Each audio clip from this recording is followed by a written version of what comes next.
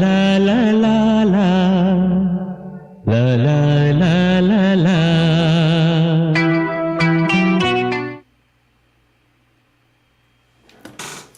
Good morning Dallas, good evening ನಮ್ಮ India, ನಮ್ಮ ಭಾರತ, ನಮ್ಮ ಕರ್ನಾಟಕ, ಹಾಗೆ ನಮ್ಮ ಬೆಂಗಳೂರು ಅಂತ ಹೇಳ್ತಾ ನಿಮಗೆಲ್ಲ ಈ ಕಾರ್ಯಕ್ರಮಕ್ಕೆ ಸ್ವಾಗತ ಮಾಡ್ತಾ ಇದ್ದೀನಿ.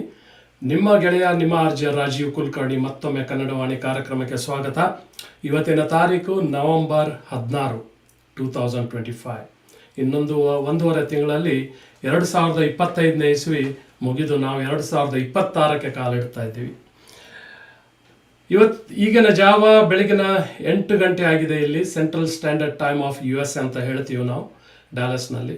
ಸೊ ನಮ್ಮ ಕನ್ನಡವಾಣಿ ಕಾರ್ಯಕ್ರಮದಲ್ಲಿ ಇವತ್ತು ಒಬ್ಬರು ವಿಶೇಷ ಗೆಸ್ಟ್ ಇದ್ದಾರೆ. ಅವ್ರ ಬಗ್ಗೆ ನಿಮಗೆ ಆಲ್ರೆಡಿ ಗೊತ್ತಿದೆ. ನಾವು ಈ ಯೂಟ್ಯೂಬ್ ಲಿಂಕಲ್ಲೂ ಅವ್ರ ಬಗ್ಗೆ ಡಿಸ್ಕ್ರಿಪ್ಷನಲ್ಲಿ ಹಾಕಿದ್ದೇವೆ. ಹಾಗೆಯೇ ಪೋಸ್ಟರ್ನಲ್ಲೂ ಅವ್ರ ಬಗ್ಗೆ ನಾವು ಅವ್ರ ಹೆಸರೆಲ್ಲ ಹಾಕಿದ್ದೀವಿ.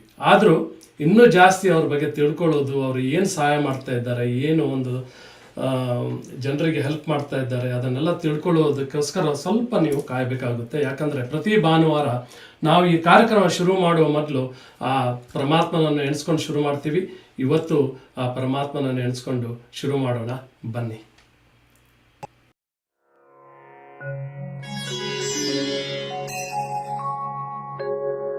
ದೇಹ ಜೀರ್ಣವಾಯಿತು, ಧನದಾಹ ಜೀರ್ಣವಾಗದು ಕೃಷ್ಣ.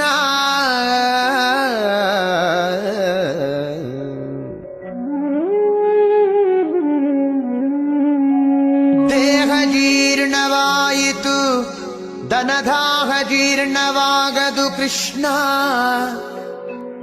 ಅಯ್ಯ ಕಣ್ಣು ಕಿವಿ ಮಂದವಾದವು, ಹೆಣ್ಣು ಮಣ್ಣಿನಾಸೆ ಮಂದವಾಗದು ಕೃಷ್ಣ.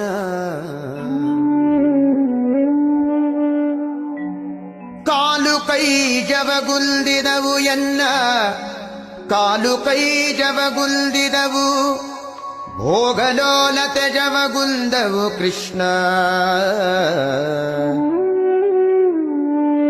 ಭೋಗಲೋಲತೆ ಜವಗುಂದವು ಕೃಷ್ಣ.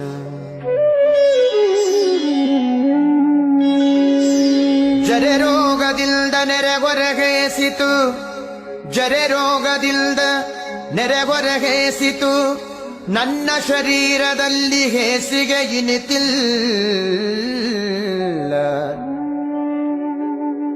ಜರೆ ರೋಗದಿಲ್ದ ನೆರೆಗೊರಗೇಸಿತು, ನನ್ನ ಶರೀರದಲ್ಲಿ ಹೇಸಿಗೆ ಇನಿತಿಲ್ಲ. ನನ್ನ ದೇಹ ಪಾಪ ಕೋಟಿಗಳ ಮಾಡಿದರಿನ್ನು ತಾಪ ಮನದೊಳಗೆ ಇನಿತಿಲ್ಲ. ನನ್ನ ದೇಹ ಪಾಪ ಕೋಟಿಗಳ ಮಾಡಿದರಿನ್ನು ತಾಪ ಮನದೊಳಗೆ ಇನಿತಿಲ್ಲ.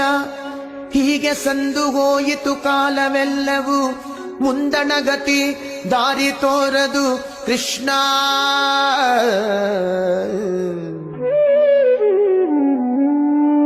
ಹೀಗೆ ಸಂದು ಹೋಯಿತು ಕಾಲವೆಲ್ಲವೂ, ಮುಂದಣಗತಿ ದಾರಿ ತೋರದು ಕೃಷ್ಣ. ಅನಾದಿಯಿಂದ ನಿನ್ನವನೆನಿಸಿದೆ, ಅನಾದಿಯಿಂದ ನಿನ್ನವನೆನಿಸಿದೆ, ಎನ್ನ ಕುಂದು ನಿನ್ನದಲ್ಲವೇ ಕೃಷ್ಣ.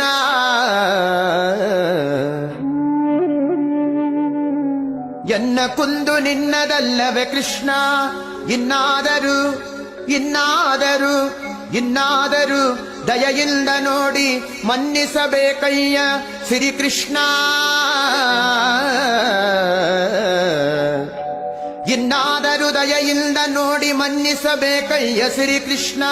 ಕೃಷ್ಣ ಕೃಷ್ಣ ಕೃಷ್ಣ ಕೃಷ್ಣ ಕೃಷ್ಣ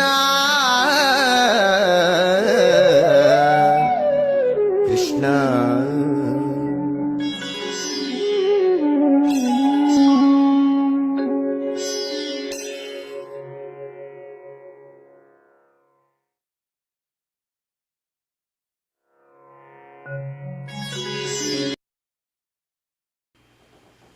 ನಮಸ್ಕಾರ ಎಲ್ರಿಗೂ. ಕನ್ನಡವಾಣಿ ಕಾರ್ಯಕ್ರಮಕ್ಕೆ ಸ್ವಾಗತ ಮಾಡ್ತಾ ನಿಮ್ಮ ಗೆಳೆಯ ರಾಜೀವ್ ಕುಲಕರ್ಣಿ.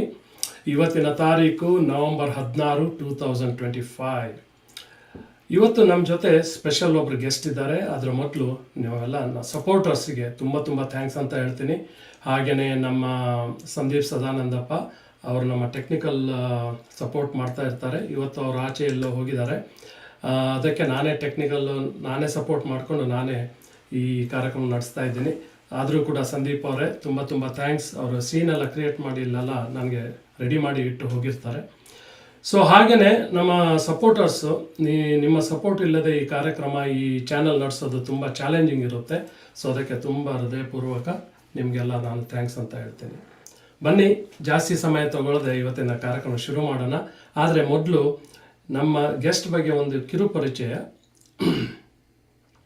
ಬೆಂಗಳೂರಿನ ಸ್ಫೂರ್ತಿದಾಯಕ ಮಹಿಳಾ ಆಟೋ ಚಾಲಕಿ. ಅವರು ತಮ್ಮ ಮತ್ತು ಇತರ ಮಹಿಳೆಯರ ಹೋರಾಟಗಳನ್ನು ಶಕ್ತಿಯಾಗಿ ಪರಿವರ್ತಿಸಿದರು. ಸೀಮಿತ ಶಿಕ್ಷಣದ ಹೊರತಾಗಿಯೂ ಅವರು ದೊಡ್ಡ ಕನಸು ಕಂಡರು. ನಗರದ ರಸ್ತೆಗಳಲ್ಲಿ ಹೆಚ್ಚಿನ ಮಹಿಳೆಯರು ಆತ್ಮವಿಶ್ವಾಸದಿಂದ ಆಟೋಗಳನ್ನು ಓಡಿಸುವುದನ್ನು ನೋಡುವುದು, ತಮ್ಮ ನಿರ್ಭೀತ ದಯೆ ಮತ್ತು ಮುರಿಯಲಾಗದ ಮನೋಭಾವದ ಮೂಲಕ ಅವರು 6 ವರ್ಷಗಳಿಂದಲೂ ಜಾಸ್ತಿ ಉಚಿತವಾಗಿ, ಇದು ನೆನಪಿಟ್ಕೊಳ್ಳಿ, ಉಚಿತವಾಗಿ ಆಟೋವನ್ನು ಕಲಿಸುತ್ತಿದ್ದಾರೆ ಮತ್ತು ಇತರ ಮಹಿಳೆಯರು ಸ್ವಾವಲಂಬಿ ಮತ್ತು ಆತ್ಮವಿಶ್ವಾಸ ಹೊಂದಲು ಅನುವು ಕೊಡುತ್ತಿದ್ದಾರೆ. ಅವರು ಎಷ್ಟು ಜನರಿಗೆ ಟ್ರೈನ್ ಮಾಡಿದ್ದಾರೆ ಅದ್ರ ಬಗ್ಗೆ ಎಲ್ಲ ಅವರ ಮೂಲಕನೇ ಇವತ್ತು ತಿಳ್ಕೊಳ್ಳೋಣ. ಸೊ ಅವರ ಪ್ರಭಾವಶಾಲಿ ಕಥೆಯನ್ನು ಇವತ್ತು ನಾವು ಕೇಳೋಣ. ಅದಕ್ಕೋಸ್ಕರ ಈ ಒಂದು ಕಾರ್ಯಕ್ರಮ ನಡೆಸ್ಕೊಂಡು ಬರ್ತಾ ಇದ್ದೀವಿ. ಕನ್ನಡವಾಣಿದು ಒಂದು ಮೇನ್ ಉದ್ದೇಶನೇ ಅದು. ಈ ಥರ ಜನರನ್ನು ಈ ಪ್ಲ್ಯಾಟ್ಫಾರ್ಮ್ ಮೂಲಕ ನಿಮ್ಮ ಹತ್ರ ತರೋದೇ ಒಂದು ಸಣ್ಣ ಒಂದು ನಮ್ಮ ಪ್ರಯತ್ನ. ಡೆಫಿನೆಟ್ ಆಗಿ ನೀವು ನಮ್ಮ ಗೆಸ್ಟ್ ಅವರಿಗೂ ಸಪೋರ್ಟ್ ಮಾಡಬೇಕು, ಹಾಗೆ ನಮ್ಮ ಚಾನಲ್ಗೂ ಸಪೋರ್ಟ್ ಮಾಡಿ. ಬನ್ನಿ, ಲೆಟ್ಸ್ ವೆಲ್ಕಮ್ ಪ್ರಭಾವತಿ ಅವರನ್ನು ವೆಲ್ಕಮ್ ಮಾಡೋಣ ಇವತ್ತು ನಮ್ಮ ಕನ್ನಡವಾಣಿ ಕಾರ್ಯಕ್ರಮಕ್ಕೆ. ಪ್ರಭಾವತಿ ಅವರೇ, ವೆಲ್ಕಮ್ ಟು ದ ಶೋ. ನಮಸ್ಕಾರ, ಹೇಗಿದ್ದೀರಾ? ಚೆನ್ನಾಗಿದ್ದೀರಾ? Okay, very good. ನಿಮಗೆ ಫಸ್ಟ್ ಆಫ್ ಆಲ್ ನಾನು ತುಂಬ ಥ್ಯಾಂಕ್ಸ್ ಅಂತ ಹೇಳ್ತೀನಿ. ಯಾಕಂದರೆ ನೀವು ಬ್ಯುಸಿ ಇರ್ತೀರಾ, ನಿಮ್ಮದು ಕೆಲಸ ಇರುತ್ತೆ, ನಿಮ್ಮ ಪ್ರೊಫೆಷನಲ್ಲಿ ಯಾವಾಗಲೂ ನೀವು ರೆಡಿಯಾಗಿರಬೇಕು, ನಿಮಗೆ ಕಾಲ್ ಬರ್ತಾ ಇರುತ್ತೆ. ಆದರೂ ಕೂಡ ನೀವು ಈ ಸಮಯ ತಗೊಂಡು ನಮ್ಮ ಪ್ರೇಕ್ಷಕರಿಗೆ ನಿಮ್ಮ ಬಗ್ಗೆ ಒಂದು ಮಾಹಿತಿಯನ್ನು ಹಂಚ್ಕೊಳ್ಳುವ ಒಂದು ನೀವು ರೆಡಿಯಾಗಿದ್ದೀರಾ, ಒಪ್ಕೊಂಡಿದ್ದೀರಾ. ಅದಕ್ಕೆ ತುಂಬ ತುಂಬ ಥ್ಯಾಂಕ್ಸ್ ಅಂತ ಹೇಳ್ತೀನಿ, ಹಾಗೆ ವೆಲ್ಕಮ್ ಮಾಡ್ತೀನಿ. ಹಾಗೆಯೇ ನಾನು ಥ್ಯಾಂಕ್ಸು ಅಂತ ನಾವು ಜಯಂತಿ HV ಅಂತ ಒಬ್ಬರು ಒಳ್ಳೆ ಪರ್ಸ್ನಾಲಿಟಿ, ಅವರಿಗೂ ನಾನು ತುಂಬ ಥ್ಯಾಂಕ್ಸ್ ಹೇಳ್ತೀನಿ. ಯಾಕಂದರೆ ಜಯಂತಿ ಅವರು ತಮ್ಮದೇ ಒಂದು ಯೂಟ್ಯೂಬ್ ಪಾಡ್ಕಾಸ್ಟ್ ಚಾನಲ್ ನಡ್ಸ್ಕೊಂಡು ಬರ್ತಾ ಇದ್ದಾರೆ.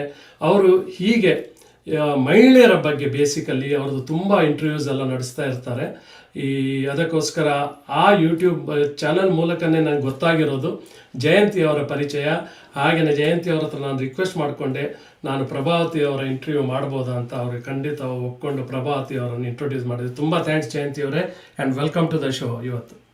Thank you sir. ಆಕ್ಚುಲಿ ನನಗೆ ಅಮೆರಿಕದಲ್ಲಿ ನಮ್ಮ ಬೆಂಗಳೂರಿನ ಮಹಿಳೆಯರನ್ನ ಪರಿಚಯ ಮಾಡಿಸ್ತಿದ್ದೀರಿ ಅಂತ ಒಂದು ತುಂಬಾ ಸಂತೋಷ ಆಯ್ತು. ಅದಕ್ಕೆ ನಾನು ನಿಮ್ಗೆ ಚಿರಋಣಿ. ಥ್ಯಾಂಕ್ ಯು ಜಯಂತಿ ಅವರೇ. ಯಾಕಂದರೆ ಇಂಥವರದು ಒಂದು ಇಂಟ್ರೊಡ್ಯೂಸ್ ಮಾಡಿಕೊಡುವುದು, ಹಾಗೆಯೇ ಅವರ ಬಗ್ಗೆ ತಿಳ್ಕೊಳ್ಳೋದು ಒಂದು ಅವಕಾಶ ನಮಗೂ ಸಿಗ್ತದೆ ಇವತ್ತು, ಹಾಗೆಯೇ ನಮ್ಮ ಪ್ರೇಕ್ಷಕರಿಗೂ ಕೂಡ. ಹಾಗೆ ಅದರ ಮೂಲಕವಾಗಿ ಪ್ರಭಾವತಿಯವರಿಗೆ ಏನಾದರೂ ಒಂದು ಸಹಾಯ ಆದರೆ ಅದರಷ್ಟು ಖುಷಿ ನಮಗಲ್ಲ. ಸೊ ಅದಕ್ಕೋಸ್ಕರ ಪ್ರಭಾವತಿಯವರೇ, ಇವತ್ತಿನ ಕಾರ್ಯಕ್ರಮ ಶುರು ಮಾಡೋಣ. ಸೊ ಜಯಂತಿ ಅವರೇ, ತುಂಬ ಥ್ಯಾಂಕ್ಸ್. ಆ್ಯಂಡ್ ಸೊ ಪ್ರಭಾವತಿ ಅವರೇ, ಫಸ್ಟ್ ಆಫ್ ಆಲ್ ನಮ್ಮ ಪ್ರೇಕ್ಷಕರಿಗೆಲ್ಲ ಒಂದು ಕುತೂಹಲ ಇರುತ್ತೆ ಯಾವಾಗಲೂ, ನೀವು ಯಾವ ಊರಿನಿಂದ, ಮೂಲತಃ ಎಲ್ಲಿಯವರು, ಹಾಗೆಯೇ ಈಗ ಬೆಂಗಳೂರಲ್ಲಿ ಎಷ್ಟು ವರ್ಷದಿಂದ ಇಲ್ಲಿ ಇದ್ದೀರಾ? ಸರ್, ಮೂಲತಃ ನಂದಿ ಬೆಟ್ಟ ನಿಯರು ಸಿಂಗಾರ ಅಂತೇಳಿ, ನಮ್ಮೂರ ಹೆಸರೇ ಸಿಂಗಾರ ಅಂತ ಇದೆ. ಮೂಲತಃ ನಮ್ಮ ತಂದೆಯವರು ಹುಟ್ಟಿದ ಊರು ಇರೋಂಥ ಊರು. ನಾನು ಹುಟ್ಟಿ ಬೆಳೆದಿದ್ದೆಲ್ಲ ನಂದಿ ಬೆಟ್ಟ ನಿಯರೇ, ಸಿಂಗಾರ ಅಂತ ನಮ್ಮ ಊರ ಹೆಸರು. ದೇವನಹಳ್ಳಿ ತಾಲೂಕು ಬರುತ್ತೆ. ಅಲ್ಲಿಂದ ಮದ್ವೆ ಆಗಿ ಬೆಂಗಳೂರು ಬರ್ತೀರಿ. ಮದ್ವೆ ಜೀವನ ತುಂಬಾ ಕಷ್ಟವಾಗೇ ಬರ್ತೀನಿ. ಅಷ್ಟೊಂದೇನ್ ಸುಲಭವಾಗಿ ಬರಲ್ಲ. ಯಾವ ತರ ಅಂದ್ರೆ, ಅಪ್ಪ ಅಮ್ಮ ಆಗಿನ ಕಾಲದಲ್ಲೆಲ್ಲ ಮದ್ವೆ ಮಾಡಿ ಕಳಿಸ್ಬಿಟ್ರೆ ಸಾಕಪ್ಪ ಅಂತ ಇದ್ರು. ಹಾಗಾಗಿ ಅಲ್ಲಿಂದ ಮದ್ವೆ ಆಗಿ ಬೆಂಗಳೂರು ಬರ್ತೀನಿ. ಸೊ ಮದುವೆ, ಅದೇ ಅಪ್ಪ ಅಮ್ಮ ಆಗಿನ ಕಾಲದಲ್ಲಿ, ಆಗಿನ ಕಾಲ ಅಂತ ಈಗಲೂ ಕೂಡ ಕೆಲವರೆಲ್ಲ ಎಣಿಸ್ತಾರೆ, ಯಾರೆಲ್ಲ ಒಂದು ಮುಂದಾಲೋಚನೆಯನ್ನು ಎಣಿಸ್ಕೊಳ್ಳದೆ ಬೇಗ ಒಂದು ಕೈ ಒಂದು ವಾಶ್ ಮಾಡೋದು ಅಂತ ಹೇಳ್ತೀವಿ ನಾವು. ಅಯ್ಯಪ್ಪ ಇವಳು ಮದುವೆ ಆದರೆ ಸಾಕು ಅಂತೇಳಿ. ಸೊ ಆದರೂ ಕೂಡ ನೀವು ಬೆಂಗಳೂರಲ್ಲಿ ಈಗ ಎಲ್ಲಿ ಇರ್ತೀರಾ ನೀವು ಪ್ರಭಾವತಿ ಅವರೇ? ಬೆಂಗಳೂರಲ್ಲಿ ಬನ್ನಘಟ್ಟ ರೋಡ್ ಸರ್. ಬನ್ನರ್ಘಟ್ಟ ರೋಡಲ್ಲಿ ಇರ್ತೀರಾ? Okay okay. ಈಗ ಎಷ್ಟು ವರ್ಷ ಆಯಿತು ಬೆಂಗಳೂರಲ್ಲಿ ಬಂದು? 18 ವರ್ಷ ಆಯ್ತು ಸರ್. 18 ವರ್ಷ ಆಯಿತು. Very nice, very nice. So ಈಗ ನಿಮಗೆ ಆಟೋ ರಿಕ್ಷಾ ಅದರಲ್ಲಿ ಹೇಗೆ ನಿಮಗೆ ಅದು ಒಂದು ಆಸಕ್ತಿ ಬಂತು, ಅದು ಇಂಟ್ರೆಸ್ಟ್ ಬಂತು, ಅದ್ರ ಬಗ್ಗೆ ಹೇಳಿ.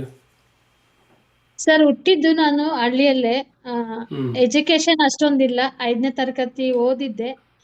ನಾನು ಓದ್ಬೇಕು ಅಂತ ತುಂಬಾ ಇಂಟ್ರೆಸ್ಟ್ ಇತ್ತು. ಒಂದು ಪೊಲೀಸ್ ಆಗ್ಬೇಕು, ಲಾಯರ್ ಆಗ್ಬೇಕು ಅನ್ನೋ ಕನಸು ನನ್ಗಾಗಿತ್ತು. ನಾವು ತುಂಬಾ ಜನ 6 ಜನ ಮಕ್ಳಿದ್ರು.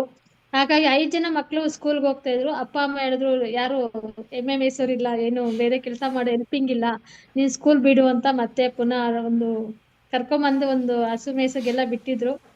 ಸರಿ ಅಂತ ಅಲ್ಲಿಂದ ಜೀವನ ಶುರು ಮಾಡಿದೆ. ಅಲ್ಲೇ ಒಂದ್ ಸ್ವಲ್ಪ ಕಲ್ತಿದೆ. ಏನು ಅಪ್ಪ ಅಮ್ಮ ಅಂದ್ರೆ ಒಂದು ವಿದ್ಯೆ ಒಂದು ಕೊಡ್ಲಿಲ್ಲ ಅಂದ್ರೆ ಧೈರ್ಯ ಕೊಟ್ರು. ಮತ್ತೆ ಒಂದು ಗಂಡ್ ಮಗು ತರ ಎಲ್ಲಾ ಕೆಲಸ ಮಾಡಕ್ಕೂ ಫ್ರೀಡಮ್ ಕೊಟ್ಟಿದ್ರು. ಮೇನ್ ನನಗೆ ಇಂಪಾರ್ಟೆಂಟ್, ನನಗೆ ಇವತ್ತು ಇಷ್ಟು ಮಟ್ಟಕ್ಕೆ ಬದುಕಿದೀನಿ ಅಂದ್ರೆ ತಂದೆ ತಾಯಿ ಕೊಟ್ಟಿದಂತ ಫ್ರೀಡಮ್.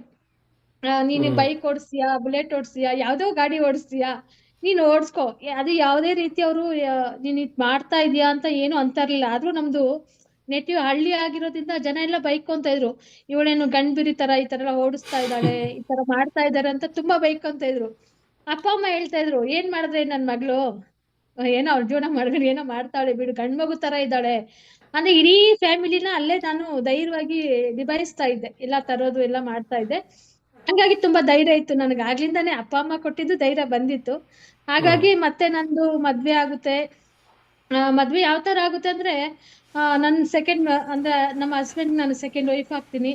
ಆ ತರ ಆಗುತ್ತೆ. ನಮ್ದು ಹಳೆ ರಿಲೇಶನ್ ಆಗಿರುತ್ತೆ. ಅವ್ರಿಗೊಂದು ದೊಡ್ಡ ಹೆಂಡತಿ ಒಂದು ಪಾಪು ಇರ್ತದೆ, ಒಂದು 9 ತಿಂಗಳ ಮಗು. ನಮ್ದು ಹಳೆ ರಿಲೇಶನ್ ಆಗಿರೋದ್ರಿಂದ ಆ ಮಗುಗ್ ತಾಯಿ ಬೇಕು ಅನ್ನೋ ಒಂದೇ ಕಾರಣಕ್ಕೆ ನಮ್ಮ ಅಪ್ಪ ಅಮ್ಮ ಅವ್ರಿಗೆ ಮದುವೆ ಮಾಡಿ ಕಳಿಸ್ತಾರೆ. ಅದು ನಮ್ಗೆ ಇಷ್ಟ ಇರೋದಿಲ್ಲ.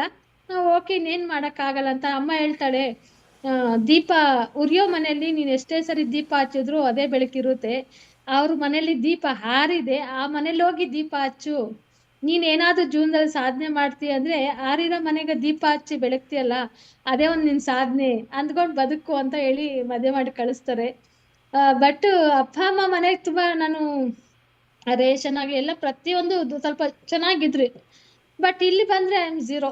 ನನಗೆ ಗೊತ್ತಿಲ್ಲ ಅಪ್ಪ ಅಮ್ಮ ಇಲ್ಲಿ ಮದುವೆ ಮಾಡಿ ಕಳಿಸ್ದಾಗ ಲೈಫ್ ಈ ತರ ಇದೆ ಅಂತ. ಎಜುಕೇಶನ್ ಒಂದಿಲ್ಲ. ಬೆಂಗಳೂರಲ್ಲಿ ಬಂದ್ರೆ ನನಗೆ ಏನೂ ಗೊತ್ತಿಲ್ಲ. ಅಟ್ಲೀಸ್ಟ್ ನನ್ನ ಹೆಸರು ಬರೋಷ್ಟು ಇಲ್ಲ, ಒಂದು ಬೋರ್ಡ್ ಓದಷ್ಟು ನನಗೆ ಕೆಪಾಸಿಟಿ ಇಲ್ಲ ಅಂದ್ರೆ ಈ ಸಮುದ್ರದಲ್ಲಿ ಹೆಂಗಪ್ಪ ನನ್ಗ ಅಂತ ಸ್ವಲ್ಪ ಭಯ ಆಗ್ತಾ ಇತ್ತು. ಹಾಗಾಗಿ ಬೆಂಗಳೂರು ಬಂದೆ. ಒಂದ್ ಮಗು ಇತ್ತು. ನಾನು ಅವಾಗ ಯೋಚನೆ ಮಾಡಿದೆ, ನಾನೇ ಒಂದ್ ಮಗು ತರ ಇದ್ದೀನಿ, ನನಗೊಂದು ಮಗು ಆಲ್ರೆಡಿ ರೆಡಿ ಆಗಿದೆ, ಹೆಂಗಪ್ಪ ನಾನು ಈ ಮಗು ಸಾಕೋದು, ನಾನ್ ಜೀವನ ಮಾಡೋದು ಎಲ್ಲ ತುಂಬಾನೇ ನನಗೆ ಕಷ್ಟ ಅನ್ಸ್ತು. ಸರಿ, ಓಕೆ, ಹಂಗೆ ಹಿಂಗೆ ಲೈಫ್ ಹಂಗೆ ಮಾಡ್ಕೊಂಡ್ ಬರ್ತಾ ಇದೆ. ನನಗೊಂದು ಪಾಪು ಆಗುತ್ತೆ. ಪಾಪು ಆದ್ಮೇಲೆ ಜೀವನ ತುಂಬಾನೇ ಕಷ್ಟ ಆಗುತ್ತೆ. 1 ವರ್ಷ ಅಪ್ಪ ಅಮ್ಮ ನಮ್ಮ ಅಕ್ಕ ಗಂಡ ಸ್ವಲ್ಪ ಸಪೋರ್ಟ್ ಮಾಡ್ತಾ ಇದ್ರು, ಸ್ವಲ್ಪ ದುಡ್ಡು ಕಾಸೆಲ್ಲ ಕೊಟ್ಟು ಹೆಲ್ಪ್ ಮಾಡ್ತಾ ಇದ್ರು. ಒಂದ್ ಮಗು ಆದ್ಮೇಲೆ ಎಷ್ಟು ದಿನ ಅಂತ ಹೆಲ್ಪ್ ಮಾಡ್ತಾರೆ. ಅವರು ಸ್ವಲ್ಪ ಸೈಲೆಂಟ್ ಆಗೋದ್ರು. ಮತ್ತೆ ನಾನೇನಾದ್ರೂ ಮಾಡ್ಬೇಕು ಅಂತೇಳಿ ಅಪೋಲೋದಕ್ಕ ಕೆಲ್ಸಕ್ಕೆ ಹೋಗ್ತೀನಿ. 9 ತಿಂಗಳ ಮಗು, ನನ್ನ ಹೊಟ್ಟೆ ಹುಟ್ಟಿದಂತ ಮಗು 9 ತಿಂಗಳು. ಅದಂದ್ರೆ 1-2 ವರ್ಷ ಮಗು ಆಗೋಗಿತ್ತು. ಸರಿ, ಇದು ಮಗು ಅದು ಮಗು ಎರಡು ನೋಡ್ಲೇಬೇಕಲ್ವಾ ಅಂತ ಅಪೋಲೋಗ ನಾನು ಡ್ಯೂಟಿ ಜಾಯಿನ್ ಆಗ್ತೀನಿ. ಆದ್ರೆ ಅಪೋಲೋಗ್ ಹೋಗ್ಬೇಕಂದ್ರೆ ಸತ್ಯವಾಗ್ಲೂ ಡಸ್ಟ್ಬಿನ್ ಅಂದ್ರೆ ಏನು ಅಂತ ಗೊತ್ತಿಲ್ಲ ಇಂಗ್ಲಿಷ್ ಅಲ್ಲಿ ನನಗೆ. ಅಷ್ಟು ಅಂದ್ರೆ ಒಂದು ಬ್ಲಾಂಕೆಟ್ ಅಂದ್ರೆ ಡಸ್ಟ್ಬಿನ್ ಅಂದ್ರೆ ಏನು ಅಂತ ಆ ಪದಕ್ಕೆ ಅರ್ಥನೇ ಗೊತ್ತಿರ್ದಿರಷ್ಟು ನಾನು ಅಮಾಯಕಲೆ. ಆವಾಗ ಹೋಗ್ತೀನಿ. ಬಟ್ ಅಲ್ಲಿಂದ ಸ್ವಲ್ಪ ತುಂಬಾ ಸಹಾಯ ಮಾಡ್ತಾರೆ ನನಗೆ. ಅಲ್ಲಿರಂತ ಅಣ್ಣ ಅವರು ಎಲ್ಲ ಸ್ವಲ್ಪ ಹೇಳ್ಕೊಡ್ತಾರೆ.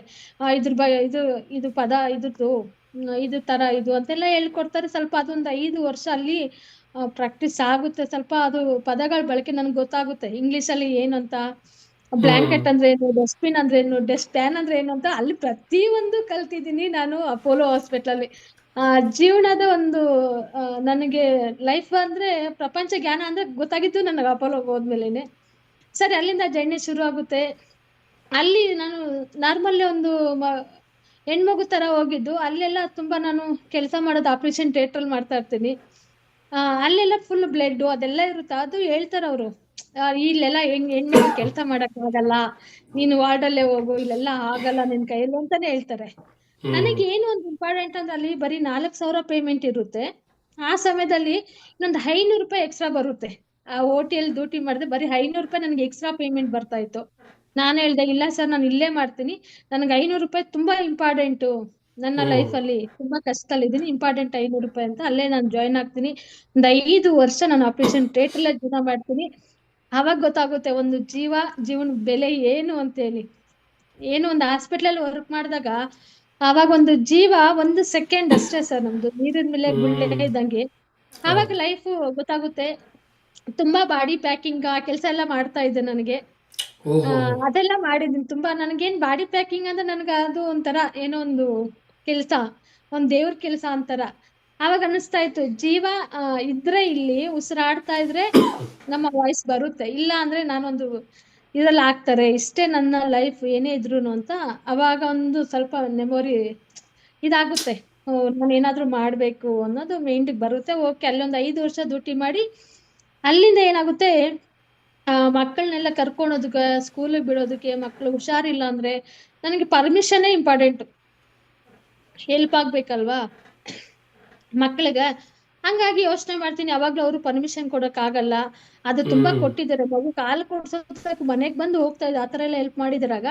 ಮತ್ತೆ ಮಗು ದೊಡ್ಡದಾತ ಹುಷಾರಿಲ್ಲ, ಆತರ ಎಲ್ಲ ಆಗ್ತಾ ಇತ್ತು. ಓಕೆ ಎನಿವೆ ಅಂತ ಬಿಟ್ಟು, ಆಮೇಲೆ ಅಪೋಲೋ ಬಿಟ್ಟು ನಾನೇ ಏನಾದ್ರೂ ಓನಲ್ಲಿ ಕೆಲಸ ಮಾಡ್ಬೇಕು ಅನ್ನೋದು ನನಗೆ ಮೈಂಡ್ ಬರುತ್ತೆ. ಓಕೆ ಬಂದೆ, ನಾನು ಒಂದು ಹೋಟ್ಲು ಮಾಡೋಣ ಅಂತ ನೋಡಿದೆ. ಆದ್ರೆ ಹೋಟ್ಲು ಮಾಡಕ್ಕೆ ಯಾರಾದ್ರೂ ಹೆಲ್ಪಿಂಗ್ ಬೇಕೇ ಬೇಕು. ನಮ್ಮ ಹಸ್ಬೆಂಡ್ ಮೊದ್ಲೇ ಹೆಲ್ಪ್ ಮಾಡೋಷ್ಟು ಇಲ್ಲ. ನನ್ ಮಕ್ಳು ಚಿಕ್ಕ ಮಗ ದೊಡ್ಡ ಮಗ ಇಬ್ರುನು ಚಿಕ್ಕವ್ರೆ, ಅವರಷ್ಟು ಹೆಲ್ಪ್ ಮಾಡೋಷ್ಟು ಯಾರು ಇಲ್ಲ. ಬಟ್ ಯೋಚನೆ ಮಾಡ್ತೀನಿ, ಏನಾದ್ರೂ ಮಾಡ್ದೆ ಸಿಂಗಲ್ ಆಗಿ ನನ್ ಕೈಯಲ್ಲಿ ಏನಾಗುತ್ತೋ ಆ ಕೆಲಸ ಮಾಡ್ಬೇಕು ಅಂತ ಯೋಚನೆ ಮಾಡ್ತೀನಿ. ಆದ್ರೆ ಅಪ್ಪ ಅಮ್ಮ ಹೇಳಿರ್ತಾರೆ, ಇಲ್ಲಿ ಒಂದು ಗಂಡ್ ಮಗು ತರ ನೀನ್ ಬೆಳೆದಿದ್ಯಮ್ಮ, ಗಂಡನ್ ಮನೆಗ್ ಹೋದ್ರೆ ಆ ತರ ಇರ್ಬೇಡ, ನೀನು ಗಾಡಿ ಓಡಿಸಿ ಅಂತ ಹೇಳ್ಬಾರ್ದು, ಡ್ರೈವಿಂಗ್ ಮಾಡ್ತೀನಿ ಅಂತ ಹೇಳ್ಬಾರ್ದು, ಎಲ್ಲಾನು ಹೇಳಿರ್ತಾರೆ. ಸರಿ ಅಂತ ನಾನು ಒಂದು 5 ವರ್ಷ ಸರ್ ನಿಜವಾಗ್ಲೂ ಸತ್ಯವಾಗಿ ಯಾರಿಗೂ ಗೊತ್ತೇ ಇಲ್ಲ ನನ್ ಗಾಡಿ ಓಡಿಸೋದು. ನಾನು ಒಂಥರ ಹುಡುಗನ್ ತರಾನೇ ಬೆಳವಣಿಗೆ ಆಗಿ ಬಂದಿದಂತ ಯಾರಿಗೂ ಗೊತ್ತೇ ಇರಲ್ಲ. ಸರಿ ಅಂತ ಆಮೇಲೆ ನಾನು ಏನಾದ್ರೂ ಮಾಡ್ಬೇಕು ಅಂತ ಒಂದಿನ ಯೋಚನೆ ಮಾಡಿದಾಗ ನಮ್ಮ ಹಸ್ಬೆಂಡು ಅದಾಗಲ್ಲ ನಿನ್ ಕೈಲಿ, ಇದಾಗಲ್ಲ ಅಂತ ಯಾವಾಗೂ ನನ್ನನ್ನ ಚುಚ್ಚಿ ಮಾತಾಡ್ತಾ ಇದ್ರು. ಸರಿ ಅಂತೇಳಿ ಒಂದಿನ ಯೋಚನೆ ಮಾಡಿದೆ, ಹೋಟ್ಲು ಮಾಡೋಣ ಅಂತ. ಆಗ್ಲಿಲ್ಲ. ಅದ್ರ ನಂತರ ತುಂಬಾ ಕಷ್ಟ ಆಗೋಗ್ತದೆ. ಒಂದಿನ ಮಧ್ಯರಾತ್ರಿ ಗೆದ್ದೆ. ನನಗೆ ಯಾಕೆಂದ್ರೆ ಜೀವನ ಕಟ್ಕೊಂಡ್ಲೇಬೇಕು, ಇಲ್ಲಾಂದ್ರೆ ಆಗಲ್ಲ. ಹಸ್ಬೆಂಡ್ ಕೊಡೋಂಥದ್ದು ನಮ್ಗೇನು ಸಾಲ್ತಾ ಇರ್ಲಿಲ್ಲ ಆ ಟೈಮಲ್ಲಿ. ಈಗಿನ ಕಾಲದಲ್ಲಿ ತುಂಬಾ ಡ್ರಿಂಕ್ಸ್ ಅದು ಇದು ಮಾಡ್ತಾರಲ್ವಾ, ಹಾಗಾಗಿ ಆಗ್ತಾ ಇರ್ಲಿಲ್ಲ. ಮಧ್ಯರಾತ್ರಿಗೆ ಎದ್ದಿದ್ದು ನಾನು ಎಚ್ಚರಿಕೆ ನಿದ್ದೆ ಬರ್ತಾ ಇರ್ಲಿಲ್ಲ. ಆ ಟೈಮಲ್ಲಿ ಎದ್ದು ಯೋಚನೆ ಮಾಡಿದೆ, ಏನಾದ್ರೂ ಮಾಡ್ಬೇಕು, ನಾನು ಏನಾದ್ರೂ ಮಾಡ್ಬೇಕು ಅನ್ನೋ ನನ್ನಲ್ಲಿ ಮೈಂಡಲ್ಲಿ ಇತ್ತು. ನಮ್ಮ ಯಜಮಾನ್ರದ್ದು ಒಂದು ಆಟೋ ಇತ್ತು. ನೈಟ್ ಒಂದು 2 ಗಂಟೆ ಟೈಮ್ ಸರ್. ನೈಟ್ ಅಲ್ಲಿ ಹೋಗಿ ಆಟೋದಲ್ಲಿ ಕುತ್ಕೊಂಡು ಯೋಚನೆ ಮಾಡಿದೆ, ಯಾವತ್ತೂ ನಮ್ಮ ಯಜಮಾನ್ರ ಆಟೋದಲ್ಲಿ ಓಡಾಡಿದೀನಿ, ಆದ್ರೆ ಫ್ರಂಟ್ ಸೀಟ್ ಅಲ್ಲಿ ಮಾತ್ರ ಕೂತಿರ್ಲಿಲ್ಲ ನನಗೆ. ಯಾಕೆಂದ್ರೆ ಡ್ರೈವಿಂಗ್ ಬರುತ್ತೆ ಅನ್ನೋದು ಒಂದು ಮೈಂಡ್ ಸೆಟ್ ಇತ್ತು. ಹಾಗಾಗಿ ಮುಂದೆಗಡೆ ಸೀಟ್ ಅಲ್ಲಿ ಕುತ್ಕೊಂತ ಇರ್ಲಿಲ್ಲ. ಅವತ್ತು ಏನೋ ಗೊತ್ತಿಲ್ಲ, ನನಗೆ ಅಕಸ್ಮಿತವಾಗಿ ಅದು ಕುತ್ಕೊಬೇಕು ನಾನು ಇಲ್ಲಿ ಅಂತ ಬಂತು. ಹೋಗಿ ನೈಟ್ ಅಲ್ಲಿ ಆಚೆ ಹೋಗಿ ಮನೆಯಿಂದ ಗೇಟಿಂದ ಆಚೆ ಹೋದೆ. ಆಚೆ ಹೋಗಿ ಕುತ್ಕೊಂಡೆ, ಏನೋ ಸ್ಟೇರಿಂಗ್ ಮೇಲೆ ಕುತ್ಕೊಂಡು, ಆ ಸ್ಟೇರಿಂಗ್ ನಿಂಗಿದೆ ನಿಜವಾಗ್ಲೂ ನೋಡ್ದೆ ಈ ಸ್ಟೇರಿಂಗ್ ನಾನು ತಿರುಗಿಸ್ತೀನ ಅಂತ ಮೈಂಡು. ಯಾಕೆಂದ್ರೆ ತುಂಬಾ ಕಷ್ಟ ಆಗ್ತಾ ಇತ್ತು. ತಿರುಗಿಸ್ ನೋಡ್ದೆ. ನಾನು ಅವಾಗ ಅಲ್ಲೇ ಕುತ್ಕೊಂಡು ನಿಜವಾಗ್ಲೂ ಒಂದು 3 ಗಂಟೆವರೆಗೂ ಇದ್ದೆ. 1 ಅವರ್ ಅಲ್ಲೇ ಯೋಚನೆ ಮಾಡ್ದೆ, ಈ ಸ್ಟೇರಿಂಗ್ ನನ್ ಕೈಗೆ ಓಡಿಸ್ಲಿಕ್ಕಾಗುತ್ತಾ, ಈ ಬೆಂಗಳೂರಲ್ಲಿ ಓಡಿಸ್ತೀನ ಅನ್ನೋದು ಒಂದು ಇದಿತ್ತು, ನನಗೆ ಭಯ ಅನ್ನೋದಿತ್ತು.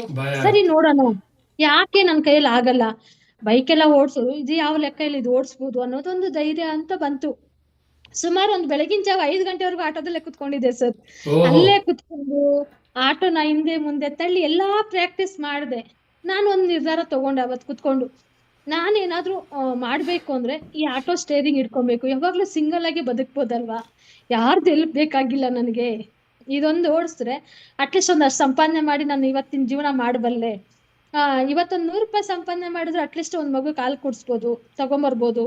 ಕೆಲ್ಸಕ್ಕೆಲ್ಲ ಹೋದ್ರೆ ಒಂದು ತಿಂಗ್ಳು ಪೇಮೆಂಟ್ ಬರುತ್ತೆ, ಇದ್ರಲ್ಲಿ ಡೈಲಿ ಪೇಮೆಂಟ್ ನನಗೆ. ನನ್ ಕೈಯಲ್ಲಿ ಆಗ್ಲಿಲ್ಲ ಅಂದ್ರೆ ಒಂದ್ ರೌಂಡ್ ಹಾಕೊಂಡ್ಬಂದು ಅಟ್ಲೀಸ್ಟ್ ಮಕ್ಳಿಗೆ ಒಂದು ಹಾಲು ಕೊಡ್ಸಕ್ಕಷ್ಟು ಹೆಲ್ಪ್ ಆಗುತ್ತೆ, ಒಂದು ಜೀವನ ಒಂದು ದಿನಕ್ಕಾದ್ರೂ ನಡೀತದೆ ಅನ್ನೋದು ಮೈಂಡ್ ಸೆಟ್ ಬಂತು.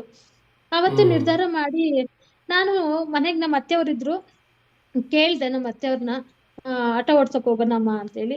ನಮ್ಮ ಅತ್ತೆಯವ್ರು ತುಂಬಾ, ನಾನು ಇವತ್ತು ನಮ್ಮ ಅತ್ತೆಯವ್ರನ್ನ ಯಾಕೆ ನಾನು ನಿಜವಾಗ್ಲೂ ಪೂಜಿಸ್ತೀನಿ ಅಂದ್ರೆ, ಅವ್ರು ಅವತ್ತು ಒಂದ್ ಸುಮ್ನೆ ಹೇಳಿದ್ರು, ಏನ್ ಮಾಡಿದ್ರೆ ನಮ್ಮ ಹೋಗ್ ಆಟೋ ಓಡಿಸ್ರಿ, ಏನ್ ತಪ್ಪು, ದುಡಿಯಕ್ ತಾನೇ ಹೋಗ್ತಾ ಇದೀಯಾ ಅಂದ್ರು. ಹ್ಞೂ ಸರಿ ಅಂತ ಹೇಳ್ಬಿಟ್ಟು ಸುಮ್ನೆ ಆಗೋಗ್ಬಿಟ್ಟೆ.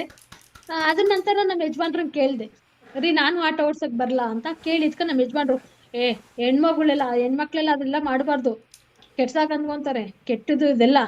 ನಾನು ಗಂಡ್ಮಕ್ಳು ಮಾಡ್ತಾ ಇದಾರೆ ತಾನೆ, ಅವ್ರು ಮಾಡೋದ್ ತಪ್ಪಲ್ಲ, ಹೆಣ್ಮಕ್ಳು ಮಾಡೋ ಕೆಲ್ಸ ತಪ್ಪ ಅನ್ನೋ ಪ್ರಶ್ನೆ ನನ್ನಲ್ಲಿ. ಆಮೇಲೆ ಒಂದ್ ಸ್ವಲ್ಪ ಜಗಳನೂ ಆಯ್ತು, ಸುಮ್ನೆ ಆಗೋದ್ರಲ್ಕ. ನಮ್ಮ ಅತ್ತೆಯವ್ರು ಹೇಳಿದ್ರಲ್ಲ, ಏನ್ ಮಾಡಿದ್ರೆ ಏನಮ್ಮ, ದುಡಿಯಕ್ ತಾನೇ ಹೋಗ್ತೀವಿ ಹೋಗು ಅಂದ್ರು. ಆ ಗಂಡನ್ ಸಪೋರ್ಟ್ ಇಲ್ಲ ಅಂದ್ರೇನು, ಅತ್ತೆ ಸಪೋರ್ಟ್ ಕೊಟ್ಟಾರೆ ಬಿಡು ಅಂತೇಳಿ ಧೈರ್ಯ ಮಾಡಿ ನಿಂತ್ಕೊಂಡೆ. ಆಮೇಲೆ ಅದನ್ನ ತಗೊಳೋದ್ ಹೆಂಗೆ, ಗಾಡಿ ಓಡ್ಸಕ್ಕಿಲ್ಲ. ನಮ್ಮ ಹಸ್ಬೆಂಡ್ ಕೇಳಿದ್ರೆ ನಿಜವಾಗ್ಲೂ ಖಂಡಿತವಾಗ್ಲೂ ಕಲ್ಸ್ಕೊಡಲ್ಲ ಅಂತ ಗೊತ್ತಾಯ್ತು. ಅದ್ರ ನಂತರ ಏನಾಯ್ತು, ನಮ್ಮ ವೈದ್ಯರು ಅವ್ರನ್ನೆಲ್ಲ ಕೇಳ್ದೆ, ಯಾರು ಕಲ್ಸ್ಕೊಡ್ಲಿಲ್ಲ ನನ್ಗೆ. ಆಟೋ ಫೀಲ್ಡ್ ಅಂತ ಅವಾಗ ಯಾರು ಬರ್ತಾ ಇರ್ಲಿಲ್ಲ. ಹಾಗಾಗಿ ನನ್ನ ಯಾರು ಗೊತ್ತಿರೋರು ಒಬ್ರು ಫ್ರೆಂಡನ್ನ ಕೇಳ್ದೆ, ಸರ್ ಎರಡು ರೌಂಡ್ ಒಂದ್ ಸ್ವಲ್ಪ ಕೊಡಿ, ನನ್ ಬೈಕ್ ಆಲ್ರೆಡಿ ಓಡಿಸ್ತೀನಿ ಅಂತ ಕೇಳಿದ್ರೆ ಅವ್ರೆಲ್ಲ ನಗಾಡ್ತಾ ಇದ್ರು. ನೀನು ಇಷ್ಟ ಅಂದ, ಅವ್ರು ನೋಡಿದಾರೆ ಮದ್ವೆ ಆದಾಗಿಂದ ಯಾವುದೇ ಗಾಡಿ ಓಡ್ಸೇ ಇಲ್ಲ ನಾನು ಓಡಿಸ್ತೀನಿ ಅಂದ್ರೆ ಅವ್ರು ನಂಬ್ಲಿಲ್ಲ ಅವ್ರು. ಇಲ್ಲ ಸರ್ ನನ್ಗೆ ಬರುತ್ತೆ, ಆದ್ರೆ ನಾನು ಯಾವತ್ತು ಸ್ಟೇರಿಂಗ್ ಮುಟ್ಟಿಲ್ಲ ಅಂತ ಹೇಳ್ದೆ. ಆಮೇಲೆ ಸರಿ ಅಂತ ಅವರು ಒಂದ್ ಸ್ವಲ್ಪ ರಿಕ್ವೆಸ್ಟ್ ಮಾಡ್ಕೊಂಡೆ, ಓಕೆ ಬನ್ನಿ ಮೇಡಮ್ ಕಳ್ಸ್ಕೊಡ್ತೀನಿ ಅಂದ್ರು. ಸರ್ ನಿಜವಲ್ಲಿ 2 ಅವರ್ ಅಷ್ಟೇ ಓಡಿಸ್ದೆ, ಒಂದೊಂದ್ ದಿನ 1 ಅವರ್ ಅಷ್ಟೇ. ಫಸ್ಟ್ನೇ ದಿನ ಸ್ವಲ್ಪ ವೀಕ್ ಆಯ್ತು, ನನಗೆ ತುಂಬಾ ಭಯ ಆಯ್ತು. ಸ್ವಲ್ಪ ವೈಬ್ರೇಷನ್ ಎಲ್ಲ ಆಯ್ತು, ಅಂದ್ರೆ 5 ವರ್ಷ ಆಗೋಗ್ಬಿಟ್ಟಿತ್ತು ನನ್ನ ಸ್ಟೇರಿಂಗ್ ಹಿಡಿದು, ಅದೆಲ್ಲ ಒಂದ್ ಸ್ವಲ್ಪ ನನಗೆ ಇದಾಯ್ತು. 2ನೇ ದಿನ ಏನಾಯ್ತು, ಸ್ವಲ್ಪ ಧೈರ್ಯ ಬಂತು. ನನ್ನ ಮಕ್ಳೆಲ್ಲ ಹೇಳಿದ್ರು, ಅಮ್ಮ ನಿನ್ ಕೈಯಲ್ಲಿ ಆಗುತ್ತಮ್ಮ, ಓಡ್ಸಮ್ಮ ಅಂತ ಇದ್ರು. ಸರಿ ಅಂತ ಹೇಳ್ಬಿಟ್ಟು 2ನೇ ದಿನ ಕುತ್ಕೊಂಡು ಓಡಿಸ್ದೆ. ಆದ್ರೆ ಅವತ್ತಿನ ದಿನ ನನಗೆ ಏನ್ ಅನಿಸ್ತು ಅಂದ್ರೆ, ಸರ್ ಒಂದು ಹೆಣ್ಮಗು ಜೊತೆ ಕುತ್ಕೊಂಡು ನಾವು ತರಬೇತಿ ಆರಾಮಾಗಿ ತಗೊಳ್ಬೋದು, ಅದೇ ಒಂದು ಗಂಡು ಮಗು ಜೊತೆ ಕುತ್ಕೊಂಡು ತುಂಬಾ ಮುಜುಗರ ಆಯ್ತು ನನಗೆ. ಪಾಪ ಅವರು ನನಗೆ ಟ್ರೈನಿಂಗ್ ಮಾಡಬೇಕು, ವಿಧಿ ಇಲ್ಲ, ನನಗೂ ವಿಧಿ ಇಲ್ಲ, ಟ್ರೈನಿಂಗ್ ತಗೊಳ್ಬೇಕು. ನಾನು ಅವ್ರ ಪಕ್ಕದಲ್ಲಿ ಕುತ್ಕೊಂಡ್ರಾಗ ಅವ್ರಿಗೊಂಥರ ಮುಜುಗರ ಆಯ್ತು, ನನಗೂ ಮುಜುಗರ ಆಯ್ತು. ಹೆಂಗ್ ಕುತ್ಕೊಂಡು ಟ್ರೈನಿಂಗ್ ಮಾಡೋದು ಆಗ್ತಾ ಇಲ್ಲ. ಆದ್ರೂ ಒಂದೊಂದ್ ಸ್ವಲ್ಪ ಬೇಸಿಕ್ ಹೇಳ್ಕೊಟ್ರು. ಆಮೇಲೆ ಅವರು, ಇಲ್ಲ ಮೇಡಮ್ ಹಿಂಗ್ ಮಾಡಿ ಅಂತ ಹೇಳ್ಕೊಟ್ರು. ಸರ್ ನಾನ್ ಮಾಡ್ತೀನಿ, ಹಿಂದೆ ಕೂತ್ಕೊಳ್ಳಿ ಅಂತ ಹೇಳ್ದೆ. ಅವರು, ಇಲ್ಲ ಮೇಡಮ್ ನಾನು ನಿಜವಾಗ್ಲೂ ಗಾಡಿ ಕೊಡಲ್ಲ, ಬೇಜಾರ್ ಮಾಡ್ಕೋಬೇಡಿ, ನೀವೆಲ್ಲಾದ್ರೂ ಗುದ್ಬಿಟ್ರೆ ಗಾಡಿ ಅದು 3 ಲಕ್ಷ ಹೋಗ್ಬಿಡುತ್ತೆ ಅಂತಂದ್ರು. ನಾನ್ ಹೇಳ್ದೆ, ಇಲ್ಲ ಸರ್ ನಾನು ಓಡಿಸ್ತೀನಿ, ಕುತ್ಕೊಳ್ಳಿ ಸರ್ ಧೈರ್ಯವಾಗಿ ಅಂತ. ಆಮೇಲೆ ಸರಿ ಪಾಪ ಪುಣ್ಯಾತ್ಮ ನಿಜವಾಗ್ಲೂ ಧೈರ್ಯ ಮಾಡಿ ಸರಿ ಮೇಡಮ್ ಅಂತೇಳಿ ಹಿಂದೆ ಕುತ್ಕೊಂಡ್ಬಿಟ್ರು. ಅದು ನಿಂತ್ಕೊಂಡ್ಬಿಟ್ಟಿದ್ದಾರೆ ಹಿಂದೆ ನೋಡ್ಕೊಂಡು, ಎಲ್ಲಿ ಗುದ್ಬಿಡ್ತೀನೋ ಅಂತ. ಓಕೆ ಅಂತೇಳಿ ಸ್ವಲ್ಪ ಮೂವ್ ಮಾಡ್ದೆ ಆಟೋನ. ಆಮೇಲೆ ಸ್ವಲ್ಪ ಅವ್ರಿಗೆ ಧೈರ್ಯ ಬಂತು. ಅವಾಗ ಹೇಳಿದೆ, ಸರ್ ನಾನು ಬೈಕು ಬುಲೆಟ್ ಆಲ್ರೆಡಿ ನನಗೆ ಟಚ್ ಅಪ್ ಇದೆ, ನಾನು ಮುಂಚೆ ತುಂಬಾ ಓಡ್ಸಿದೀನಿ, ಇದು ಮದ್ವೆ ಆದ್ಮೇಲೆ ಓಡ್ಸಿಲ್ಲ ಅಷ್ಟೇ, ನೀವ್ ಧೈರ್ಯ ಕುತ್ಕೊಳ್ಳಿ, ಅದನ್ನ ತಗೊಂಬರ್ತೀನಿ ಅಂತ ಹೇಳ್ದೆ. ಸರಿ ಅಂತ ಇಡೀ ಬೆಂಗಳೂರು ಒಂದು ರೌಂಡ್ ಹಾಕ ಬಂದ್ಬಿಟ್ಟೆ ಸರ್ 2ನೇ ದಿನನೇ. ತುಂಬಾ ಒಳ್ಳೆ, ಎಷ್ಟು ಸವಿಸ್ತಾರವಾಗಿ ಎಷ್ಟು ಚಂದದಲ್ಲಿ ಇದನ್ನೆಲ್ಲ ಹೇಳ್ತಾ ಇದ್ದೀರಾ. ಇಲ್ಲೊಂದು ಸಣ್ಣ ಬ್ರೇಕ್ ತಗೊಳ್ಳೋಣ, ಒಂದು ಚಂದವಾದ ಹಾಡನ್ನು ಕೇಳ್ಕೊಂಡು ಮತ್ತೆ ವಾಪಸ್ ಬರೋಣ. ಆಮೇಲೆ ಮತ್ತೆ ನಾವು ಈ ಕಾರ್ಯಕ್ರಮ ಮುಂದುವರಿಸೋಣ. ನಿಮ್ಮದು ಇನ್ನೂ ಒಳ್ಳೆ ಇದು ಸುದ್ದಿ ಎಲ್ಲ ನೀವು ಕೇಳಲಿಕ್ಕಿದೆ, ನಿಮ್ಮ ಬಗ್ಗೆ ಇನ್ನೂ ಟ್ರೈನಿಂಗ್ ಬಗ್ಗೆ ಕೇಳಲಿಕ್ಕಿದೆ. ಆಮೇಲೆ ಹೇಗೆ ನಿಮಗೆ ಆಟೋ ಸಿಗ್ತಿದ್ರ ಬಗ್ಗೆ ಎಲ್ಲ. ಇದೊಂದು ಸಣ್ಣ ಬ್ರೇಕ್ ತಗೊಂಡು ಮತ್ತೆ ವಾಪಸ್ ಬರೋಣ ಕ್ವಿಕ್ ಆಗಿ. Okay. The next song is by our golden girl, Shruti. Ninna Roopu Hridaya Volage from Parasangada Gandetemma. Lyrics by R.N. Jayagopal.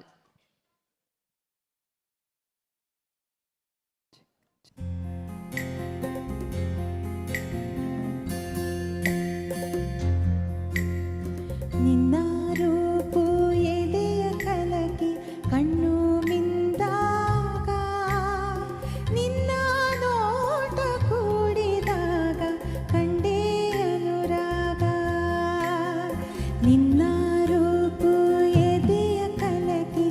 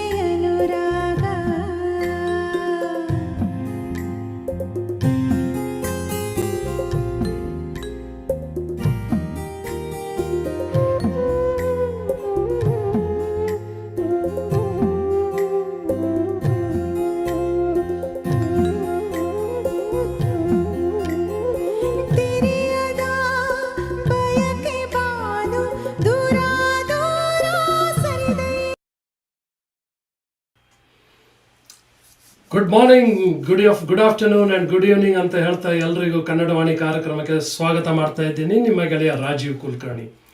ಇವತ್ತು ನಮ್ಮ ಜೊತೆ ಒಬ್ಬರು ಇಂಟ್ರೆಸ್ಟಿಂಗ್ ಗೆಸ್ಟ್ ಇದ್ದಾರೆ.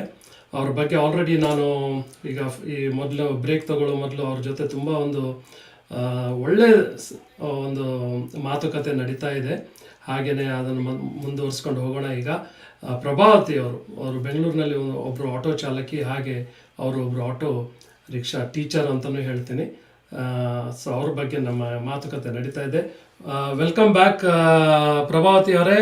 ಇದೊಂದು ಸಣ್ಣ ಬ್ರೇಕ್, ಒಂದು ಹಾಡನ್ನು ಒಂದು ಬ್ರೇಕ್ ತಗೊಂಡು ನಿಮಗೂ ಕೂಡ ಒಂದು ಖುಷಿ ಆಗುತ್ತೆ. ಹಾಡು ಕೇಳಿ ಮತ್ತೆ ಸ್ಫೂರ್ತಿಯಲ್ಲಿ ನೀವು ನಿಮ್ಮ ಬಗ್ಗೆ ಹೇಳ್ಬೋದು. ಸೊ ಪ್ರಭಾವತಿ ಅವರೇ, ನೀವು ಎಷ್ಟು ಸುಂದರವಾಗಿ ನಿಮ್ಮ ಬ್ಯಾಕ್ಗ್ರೌಂಡ್ ಎಲ್ಲ ಹೇಳಿದ್ರಿ. ಹೇಗೆ ನಿಮಗೆ ಆಟೋ ಅಲ್ಲಿ ಕುತ್ಕೊಂಡು ಫುಲ್ ನೈಟು ಕುತ್ಕೊಂಡು ಬೆಳಿಗ್ಗೆ 5 ಗಂಟೆ ತನಕ ನಾನು ಆಟೋ ನಡೆಸಬೇಕು, ಅದೊಂದು ಸ್ಫೂರ್ತಿ ಬಂತು ನಿಮಗೆ. ಒಂದು ಏನೋ ಒಂದು ಮನಸ್ಸಲ್ಲಿ ಒಂದು ದೃಢ ನಾನು ಇದು ಮಾಡಲೇಬೇಕು ಅಂತೇಳಿ ಒಂದು ಧೈರ್ಯ ಬಂತು. ಹಾಗೆ ನಿಮ್ಮ ಅತ್ತೆಯವರು ನಿಮಗೆ ಒಂದು ಸಪೋರ್ಟ್ ಮಾಡಿ ಹೇಳಿದರು, ಯಾವುದೇ ಕೆಲಸ ಆದರೂ ಏನಾಯಿತು, ನೀನು ಕೆಲಸ ಮಾಡ್ತಾ ಇದ್ದೀಯಾ, ಅದರಲ್ಲಿ ಏನು ಹಿಂದೆ ಮುಂದೆ ನೋಡಬಾರ್ದು ಅಂತ ಹೇಳಿ ಆ ಒಂದು ಮಾತನ್ನು ಹಿಡ್ಕೊಂಡು ಒಂದು ದೃಢ ಮನಸ್ಸಿನಿಂದ ನೀವು ಆಟೋ ರಿಕ್ಷಾ ಒಂದು ನಡೆಸಬೇಕು ಅಂತ ನೀವು ಆ ಒಂದು ಛಲ ಇಟ್ಕೊಂಡು ಇದು ತೊಗೊಂಡ್ರಿ, ಒಂದು ಡಿಸಿಷನ್ ಮಾಡಿದ್ರಿ. ಆದರೆ ಆಟೋ ರಿಕ್ಷಾ ತೊಗೊಳ್ಳಿಕ್ಕೆ ಒಂದು ತುಂಬ ಹಣನೂ ಬೇಕಾಗುತ್ತೆ. ಸೊ ಇನಿಷಿಯಲಿ ನಿಮ್ಗೆ ಹೇಗೆ ಅದು ಸಪೋರ್ಟ್ ಆಯಿತು? ಅವಾಗ ಸರ್ ತುಂಬಾ ಕಷ್ಟವಾಗಿ, ಅಂದ್ರೆ ಅವತ್ತಿನ ಪೊಸಿಷನ್ ನನಗೆ, ಯಾಕೆಂದ್ರೆ ಒಂದು ಹಾಲ್ ತಗೊಬಂದು ಕುಡ್ಸಷ್ಟು ನನಗೆ ಇರ್ಲಿಲ್ಲ. ಯಾಕೆಂದ್ರೆ ಹೌದು, ಕೆಲ್ಸ ಬೇರೆ ಬಿಟ್ಬಿಟ್ಟಿದ್ದೆ. ಹೌದು, ಒಂದ್ ಕರೆಕ್ಟ್. ತಿಂಗಳ ನಂತರ ಆಗೋಗಿತ್ತು. ತುಂಬಾ ದೇವ್ರಿಗೆ ಅರ್ಕೆ ಕಟ್ರಂತ ದುಡ್ಡಲ್ಲೂ ತಗೊಬಂದು ನನ್ನ ಮಕ್ಳಿಗೆ ಹಾಲು ಕುಡ್ಸಿದ್ದೀನಿ ನಾನು. ಓಹೋ, ಹಾಲಿಗೂ ಕಾಸು ಇಲ್ದಿರಂತ ಪೊಸಿಷನ್ ನಂದು. ಅದೇ ತರ ಯೋಚನೆ ಮಾಡ್ತೀನಿ. ಆಟೋ ಹೆಂಗೋ ಸ್ವಲ್ಪ ಓಡ್ಸೋದ್ ಕಲ್ತೆ. ಆಮೇಲೆ ನನಗೆ ಆಟೋ ತಗೊಂಡೋಗ್ ದುಡ್ಡು ಬೇಕು, ಅಟ್ಲೀಸ್ಟ್ ಅಡ್ವಾನ್ಸ್ ಕೊಟ್ಟು ಒಂದ್ ಬಾಡಿಗೆಗಾದ್ರೂ ಆಟೋ ಬೇಕು ಅಂತ ಯೋಚನೆ ಮಾಡ್ತೀನಿ. ಆ ಟೈಮಲ್ಲಿ ಸುಮಾರು 10-15 ಜನ ನಾನು ಫ್ರೆಂಡ್ಸ್ ಅಲ್ಲಿ ಫೋನ್ ಮಾಡಿ ಕೇಳ್ತೀನಿ, ಸ್ವಲ್ಪ ನಾನು ಈ ತರ ಆಟೋ ಓಡಿಸ್ಬೇಕಂತಿದ್ದೀನಿ, ಒಂದ್ ಸ್ವಲ್ಪ ಸಪೋರ್ಟ್ ಮಾಡಿ, ನನಗೆ ಸಹಾಯ ಮಾಡಿ ಅಂತ. ತುಂಬಾ ಜನ ನನ್ನ ನೋಡಿ ನಿಜವಾಗ್ಲೂ ನಗಾಡಿದ್ರು. ನೀನ್ ಆಟೋ ಓಡ್ಸಕ್ ಹೋಯ್ತೀಯಾ, ನಿನ್ಗೊಂದ್ ಬೋರ್ಡೇ ಓದಕ್ ಬರಲ್ಲ, ನೀನ್ ಆಟೋ ಓಡಿಸ್ತೀಯ ಅಂತ ನನ್ನ ಎಷ್ಟು ಚೀಪ್ ಆಗಿ ಯೋಚನೆ ಮಾಡಿದ್ರು ಅಂದ್ರೆ ನನ್ಗೆ ತುಂಬಾ ಬೇಜಾರಾಯ್ತು. ಇದು ನನ್ನ ಕೈಲಿ ಆಗಲ್ಲೇನೋ ಅನ್ನೋದು ಮೈಂಡ್ ಸೆಟ್ ಬಂತು. ಅದ್ರಲ್ಲಿ ಒಂದ್ ಸ್ವಲ್ಪ ಜನ ನಿಜವಾಗ್ಲೂ ಮುಂದೆ ಬಂದು, ನಿನ್ ಕೈಯಲ್ಲಿ ಆಗಿದ್ ನಾನು ಕೊಡ್ತೀನಿ, ನೀನೇನೋ ಮಾಡ್ಬೇಕಂತಿದ್ಯಾ ಮಾಡಮ್ಮ ಅಂತ ಹೇಳಿ ತುಂಬಾ ಜನ ಬಂದು ಅವಾಗ ಒಂದ್ 5,000 ಒಂದ್ 10,000 ಆ ತರ ಎಲ್ಲ ಮಾಡಿದ್ರು. ಒಂದ್ 50,000 ನನಗೆ ಅಮೌಂಟ್ ಫ್ರೆಂಡ್ಸ್ ಅಲ್ಲಿ ಕಲೆಕ್ಟ್ ಆಯ್ತು. ನಾನು ಹೇಳ್ದೆ, ಆಟೋದಲ್ಲಿ ಹೋದ್ಮೇಲೆ ನಾನು ದುಡಿದು ಆ ದುಡ್ಡನ್ನ ನಿಮ್ಗೆ ರಿಟರ್ನ್ ಕೊಡ್ತೀನಿ, ಈ ಟೈಮ್ ನಂಗೆ ಸ್ವಲ್ಪ ಸಪೋರ್ಟ್ ಮಾಡಿ ಅಂತ ಕೇಳ್ಕೊಂಡೆ. ಸ್ವಲ್ಪ ಜನ ಬಂದ್ರು, ಸರಿ ಅಮ್ಮ ಏನೋ ಮಾಡ್ಬೇಕಂತಿದ್ಯಾ ಹೋಗಿ ಮಾಡು ಅಂತ. ಅದರಲ್ಲಿ ಒಬ್ಬ ಅಪೋಲೋದಲ್ಲಿ ನಮ್ಮ ಅಣ್ಣ ಅಂತ ಶಿವಕುಮಾರ್ ಅಂತಿದ್ದಾರೆ, ಅಣ್ಣಂಗೆ ನಿಜವಾಗ್ಲೂ ಧನ್ಯವಾದ ಹೇಳ್ತೀನಿ. ಅವತ್ತು ಕೊಟ್ಟಿದ್ದ ಅಮೌಂಟ್ ಅವ್ರು ಇವತ್ತವರ್ಗೂನು ಇದ್ ಮಾಡ್ತಾ ಇಲ್ಲ. ಯಾವ ತರ ಅಂದ್ರೆ 20,000 ಕೊಟ್ಟ ನನಗೆ. ಯಾವ್ದೋ ಚೀಟಿ ತೆಗೆದ್ಬಿಟ್ಟು ದುಡ್ಡಲ್ಲಿ 20,000 ದುಡ್ಡು ಕೊಟ್ಟ. ಇವತ್ತು ನಿಜವಾಗ್ಲೂ ನಾನು ಅಣ್ಣಂಗೆ ವಾಪಸ್ಸೇ ಕೊಟ್ಟಿಲ್ಲ. ಅದೊಂದು ಮನಸ್ಸಲ್ಲಿದೆ. ಯಾವಾಗ ಹೇಳ್ತದೆ ನನಗೆ, ಅಟ್ಲೀಸ್ಟ್ ಅಮ್ಮ ನೀನು ಒಂದೊಂದ್ ಕೇಸ ಅಂತ ದಿನಕ್ಕೆ ಕೊಟ್ಟಿದ್ರು ನನ್ನ ಸಾಲ ಕ್ಲಿಯರ್ ಆಗ್ತಾ ಇತ್ತಲ್ಲ ಅಂತ ಇವಾಗೂ ಹೇಳ್ತದೆ. ಅಣ್ಣ ತಂಗಿ ಬದುಕೊಳ್ಳಿ ಅಂತ ಅವತ್ತು ಕೊಟ್ಟಿದ್ಯಾ, ಒಂದಿನ ದೊಡ್ಡ ಮಟ್ಟಕ್ಕೆ ನಾನು ಬೆಳೆದ್ಮೇಲೆ ನೀನ್ ದುಡ್ಡು ಬಡ್ಡಿ ಸೇರ್ಸ್ಕೊಡ್ತೀನಿ ಬಿಡೋಣ ಅಂತ ಹೇಳ್ಬಿಟ್ಟು ಸುಮ್ಮನೆ ಆಗೋಗಿದ್ದೀನಿ. ಬಟ್ ಅವತ್ತು ನನಗೆ 50,000ನ 50 ಲಕ್ಷದ ತರ ನನ್ನ ಕಣ್ಣು ಕಾಣ್ತು. ದುಡ್ಡನ್ನ ತಗೊಂಡೋಗಿ ಯಾವ್ದೋ ಒಂದು ಸೆಕೆಂಡ್ ಹ್ಯಾಂಡ್ ಒಂದು ಆಟೋ ತಗೊಂತೀನಿ. ಆಟೋ ತಗೊಂಡು ನಾನು ತಗೊಂಡ್ಬಂದ್ರೆ ನಮ್ಮ ಯಜಮಾನ್ರು ಹೇಳ್ತಾರೆ, ನಾನು ನಮ್ಮ ಯಜಮಾನ್ರಿಗೆ ಹೇಳಿರ್ಲಿಲ್ಲ ನಾನು ಆಟೋ ಓಡ್ಸಕ್ ಹೋಗ್ತೀನಿ, ಆಟೋ ತಗೊಂಡಿದ್ದೀನಿ ಅಂತ ಖಂಡಿತವಾಗ್ಲೂ ಹೇಳಿರ್ಲಿಲ್ಲ. ಓಕೆ, ಅದೇ ತರ ಇದ್ ಮಾಡಿದ್ರೆ ಆಟೋ ತಗೊಂಡ್ಬಂದು ನಮ್ಮ ಬಾವ ಅವ್ರನ್ನ ಒಬ್ಬರನ್ನ ಕರ್ಕೊಂಡು ಹೋಗ್ತೀನಿ. ತಗೊಂಡ್ಬಂದು ಮನೆ ಹತ್ರ ನಿಲ್ಸಾಗ ಹೇಳ್ತಾರೆ, ನೀನ್ ಆಟೋ ಓಡ್ಸಕ್ ಹೋಗ್ತೀಯಾ ಅಂತ. ಅವ್ರಿಗೆ ಆಟೋ ಕಲ್ತಿರೋದು ಗೊತ್ತಿರ್ಲಿಲ್ಲ. ಆಮೇಲೆ ಸರಿ ನಮ್ಮ ಬಾವಾಗ ಹೇಳಿದ್ದೆ ನಾನು ಹಿಂಗ್ ಓಡಿಸ್ತಾ ಇದೀನಿ ಅಂತ. ಅವ್ರು ಸ್ವಲ್ಪ ಸಪೋರ್ಟ್ ಬಂದು ಆಟೋ ತಗೊಂಡ್ಬಂದ್ ಕೊಟ್ರು. ಅಂದ್ರೆ ಆಟೋ ಬಗ್ಗೆ ಏನು ಅಂತ ಗೊತ್ತಿಲ್ಲಲ್ವಾ ನನಗೆ, ಹಾಗಾಗಿ ಬಾವ ಸಪೋರ್ಟ್ ಕೊಟ್ರು. ಆಮೇಲೆ ತಗೊಂಡ್ಬಂದಿದ್ರೆ ಅದು ಸ್ವಲ್ಪ ರಿಪೇರಿ ಮಾಡಿಸ್ಬೇಕಾಯ್ತು. ತಗೊಂಡ್ ಹೋಗ್ತಾ ಇದ್ರಿ, ಬೆಳಗ್ಗೆ ಎಲ್ಲ ರೆಡಿ ಆಗ್ಬಿಟ್ಟು ನಮ್ಮ ಯಜಮಾನ್ ಅಂದ್ಕೊಂಡು, ನನ್ನ ಹೆಂಡತಿ ಯಾಕೋ ನನಗೂ ಇನ್ನೊಂದು ಆಟೋ ತಗೊಂಡ್ಬಂದವ್ರೆ ಅಂತ. ಆಮೇಲೆ ಆಚೆ ಬಂದು ನಮ್ಮ ಬಾವವ್ರ ಆಟೋದಲ್ಲಿ ಅವ್ರು ಕುತ್ಕೊಂಡಿದ್ದಾರೆ. ನನ್ನ ಆಟೋ ಸ್ಟಾರ್ಟ್ ಮಾಡಕ್ ಹೋದ್ರು. ಇಲ್ಲ ಪ್ರಭಾ ಓಡಿಸ್ಕೊಂಡ್ ಬರ್ತಾಳೆ, ನೀನ್ ಬಾ ಆಟೋದಲ್ಲಿ ಅಂತ ಹೇಳಿದ್ರು. ನಮ್ ನಿಜವಾಗ್ಲೂ ಇಲ್ಲಿಂದ ಸುಮಾರು 10 ಕಿಲೋಮೀಟರ್ ಹೋಗಿದ್ದೀರಿ. ನಮ್ಮ ಯಜಮಾನ್ರು ಸೈಡಲ್ಲೇ ಕುತ್ಕೊಂಡಿದ್ದಾರೆ, ಆಟೋ ಸೈಡಲ್ಲೇ ಕುತ್ಕೊಂಡು ನನ್ನನ್ನೇ ನೋಡ್ತಾ ಇದ್ದಾರೆ. ಇಲ್ಲ ಅಣ್ಣ ಅದೆಲ್ಲಾದ್ರೂ ಜಾಮ್ ಮಾಡಾಕ್ತಾಳೆ, ಗಾಡಿ ನಿಲ್ಲಿಸ್ಬಿಟ್ಟು ಟ್ರಾಫಿಕ್ ಎಲ್ಲಾದ್ರೂ ಬಿದ್ಬಿಡ್ತಾಳೆ ಅಂತ ನಮ್ ಬಾವ ಹೇಳ್ತು, ಆ ಮಗ ಸಾಮಾನ್ಯಾಗಿಲ್ಲ, ತುಂಬಾ ಬುದ್ಧಿವಂತೆ, ಬಾ ಓಡಿಸ್ತಾಳೆ, ಧೈರ್ಯ ಐತೆ ಅವಳಿಗೆ, ಓಡಿಸ್ತಾಳೆ ಬಾ ಅಂತ ಕರ್ಕೊಂಡೋದು. ಓಕೆ, ಒಂದು ಆಟೋ ಬಂತು, ಅಲ್ಲಿಂದ ಜೀವನ ಶುರು ಮಾಡ್ದೆ. ಹ್ಮ್ ಅದೇ ತರ ಕಂಟಿನ್ಯೂಸ್ ನಾನು ಸಂಪಾದನೆ ಮಾಡಕ್ ಶುರು ಮಾಡ್ದೆ. ಆವಾಗೆಲ್ಲ ಬರೀ ರೋಡ್ ಬಾಡಿಗೆ, ಮೀಟರ್ ಬಾಡಿಗೆನ ಹಾಕೊಂಡೆಲ್ಲ ಒಂದ್ ಸ್ವಲ್ಪ ಸಂಪಾದನೆ ಮಾಡಿ ಒಂದ್ 50% ಬಂದೆ ಸರ್. ಆಕ್ಚುಲಿ ನಾನು ಝೀರೋ ಇದ್ದೆ. ಹ್ಮ್ 50% ಒಂದ್ ಸ್ವಲ್ಪ ನಾನೇ ಸಂಪಾದನೆ ಮಾಡ್ತಾ ಒಂದ್ 50% ಮೇಲೆ ಬಂದೆ. ಬಂದ್ಮೇಲೆ ಅನ್ಸ್ತು, ತುಂಬಾ ಜನ ಮಹಿಳೆಯರು ನನ್ ಕೇಳ್ತಾ ಇದ್ರು, ಹೆಂಗ್ ಮೇಡಮ್ ನೀವು ಓಡಿಸ್ತೀರಾ ಆಟೋ, ಹೌದು. ನೀವ್ ಹೆಂಗ್ ಕಲ್ತ್ರಿ, ಏನ್ ಕಲ್ತ್ರಿ ಅಂತ ಕೇಳ್ತಾ ಇದ್ರು. ನಾನ್ ಹೆಂಗೋ ಕಲ್ತ್ಕೊಂಡಿದ್ದೀನಮ್ಮ, ಓಡಿಸ್ತಾ ಇದ್ದೀನಿ ಅಂತ ಹೇಳ್ದೆ. ಅಂದ್ರೆ ಅದ್ರಲ್ಲೂ ತುಂಬಾ ಜನ ರಿಕ್ವೆಸ್ಟ್ ಮಾಡಕ್ ಶುರು ಮಾಡಿದ್ರು ನನಗೆ, ಹ್ಮ್ ಆಟೋ ನಮ್ ತರಬೇತಿ ಕೊಡಿ ಅಂತ. ಆಮೇಲೆ ಸರಿ ಅಂತ ನನ್ನ ಆಟೋದಲ್ಲಿ ಒಂದೊಂದ್ ದಿನ ಕೊಡ್ತಾ ಇದ್ದೆ, ಆ ತರ ಮಾಡ್ಕೊಂಡ್ ಬರ್ತಾ ಇದ್ದೆ. ಆಮೇಲೆ ನನಗೆ ಅನ್ಸಿದ್ದು ಯಾವ್ದಾದ್ರು ಒಂದು ಸಪೋರ್ಟ್ ಬೇಕು, ಎಲ್ಲಾದ್ರೂ ಆಟೋ ಕೆಟ್ಟೋದ್ರೆ ಅಟ್ಲೀಸ್ಟ್ ಒಂದ್ ಪೆಂಚರ್ಗೆ ಏನಾದ್ರು ಗಂಡ್ ಮಕ್ಳು ಸಪೋರ್ಟ್ ಬೇಕಲ್ಲ ಅನ್ಸು. ಒಂದು ಹೌದು. ಯೂನಿಯನ್ಗೆ ಹೋಗಿ ಜಾಯ್ನ್ ಆದೆ. ಒಂದು ಪೀಸ್ ಆಟೋನೋ ಯೂನಿಯನ್ಗ ನಾನು ಹೋಗಿ ಜಾಯಿನ್ ಆಗ್ಬಿಟ್ಟೆ. ಅದ್ರಲ್ಲಿ ಸರಿ ಅಂತ ಅಲ್ಲಿ ಗಂಡ್ ಮಕ್ಳೆಲ್ಲ ಸಪೋರ್ಟ್ ಕೊಡಕ್ ಶುರು ಮಾಡಿದ್ರು ನನಗೆ. ಏನಾದ್ರು ಗಾಡಿ ಕೆಟ್ಟೋದಾಗ ಥ್ರೋಯಿಂಗ್ ಮಾಡೋದು ಅದೆಲ್ಲ ಹೆಲ್ಪ್ ಮಾಡ್ತಾ ಇದ್ರು. ಅದನ್ನೊಂದು ಅಷ್ಟ್ ದಿನ ಇದ್ದೆ. ಅದ್ರಲ್ಲಿ ಏನಾಯ್ತು, ನನಗೆ ಈ ಮಹಿಳೆಯರೆಲ್ಲ ತುಂಬಾ ಜನ ಕೇಳೋದ್ರಿಂದ ನಾನು ಅಲ್ಲಿ ರಘುನಾರಾಯಣ್ ಗೌಡ್ರು ಅಂತಿದ್ದಾರೆ, ಅವ್ರನ್ನ ಕೇಳ್ದೆ, ಸರ್ ನನಗೆ ಒಂದು ಆಟೋ ಕೊಡಕ್ಕಾಗುತ್ತೆ, ಹೆಣ್ಮಕ್ಳು ತರಬೇತಿ ಕೊಡ್ಬೇಕು ಅನ್ಕೊಂಡಿದ್ದೀನಿ ಅಂತ. ಅವರೆಲ್ಲ ಹೆಂಗ್ ನಗಾಡ್ದೆ, ನಿನ್ಗೇನಮ್ಮ, ನಿನ್ಗೆ ಜೀವನ ಮಾಡಕ್ ಆಗಲ್ಲ, ಇನ್ನೊಂದಷ್ಟು ಜನಕ್ಕೆ ಹೆಣ್ಮಕ್ಳು ತರಬೇತಿ ಕೊಡ್ತೀಯಾ, ಹೆಣ್ಮಕ್ಳು ಬರ್ತಾರ ಆಚೆಕ, ಎಲ್ಲಾರು ನಿನ್ ತರ ಧೈರ್ಯವಾಗಿದ್ದಾರಾ ಅನ್ನೋದವ್ರು ಹೇಳಿದ್ರು. ನಾನ್ ಹೇಳ್ದೆ, ನೋಡಿ ಅಣ್ಣ, ನನಗೆ ಆಟೋ ಮಾತ್ರ ಕೊಡಿ, ನಾನು ತರಬೇತಿ ನಾನು ಕೊಡ್ತೀನಿ, ಏನೋ ಮಾಡಿ ಹೆಣ್ಮಕ್ಳು ಬರ್ಬೇಕಂತಿದ್ದಾರೆ, ನಾನು ಸಪೋರ್ಟ್ ಮಾಡ್ತೀನಿ ಅಂತ. ಅವರು ಒಪ್ಲಿಲ್ಲ, ಒಂಥರ ಬೇಜಾರು ಮಾಡ್ಕೊಂಡ್ರು.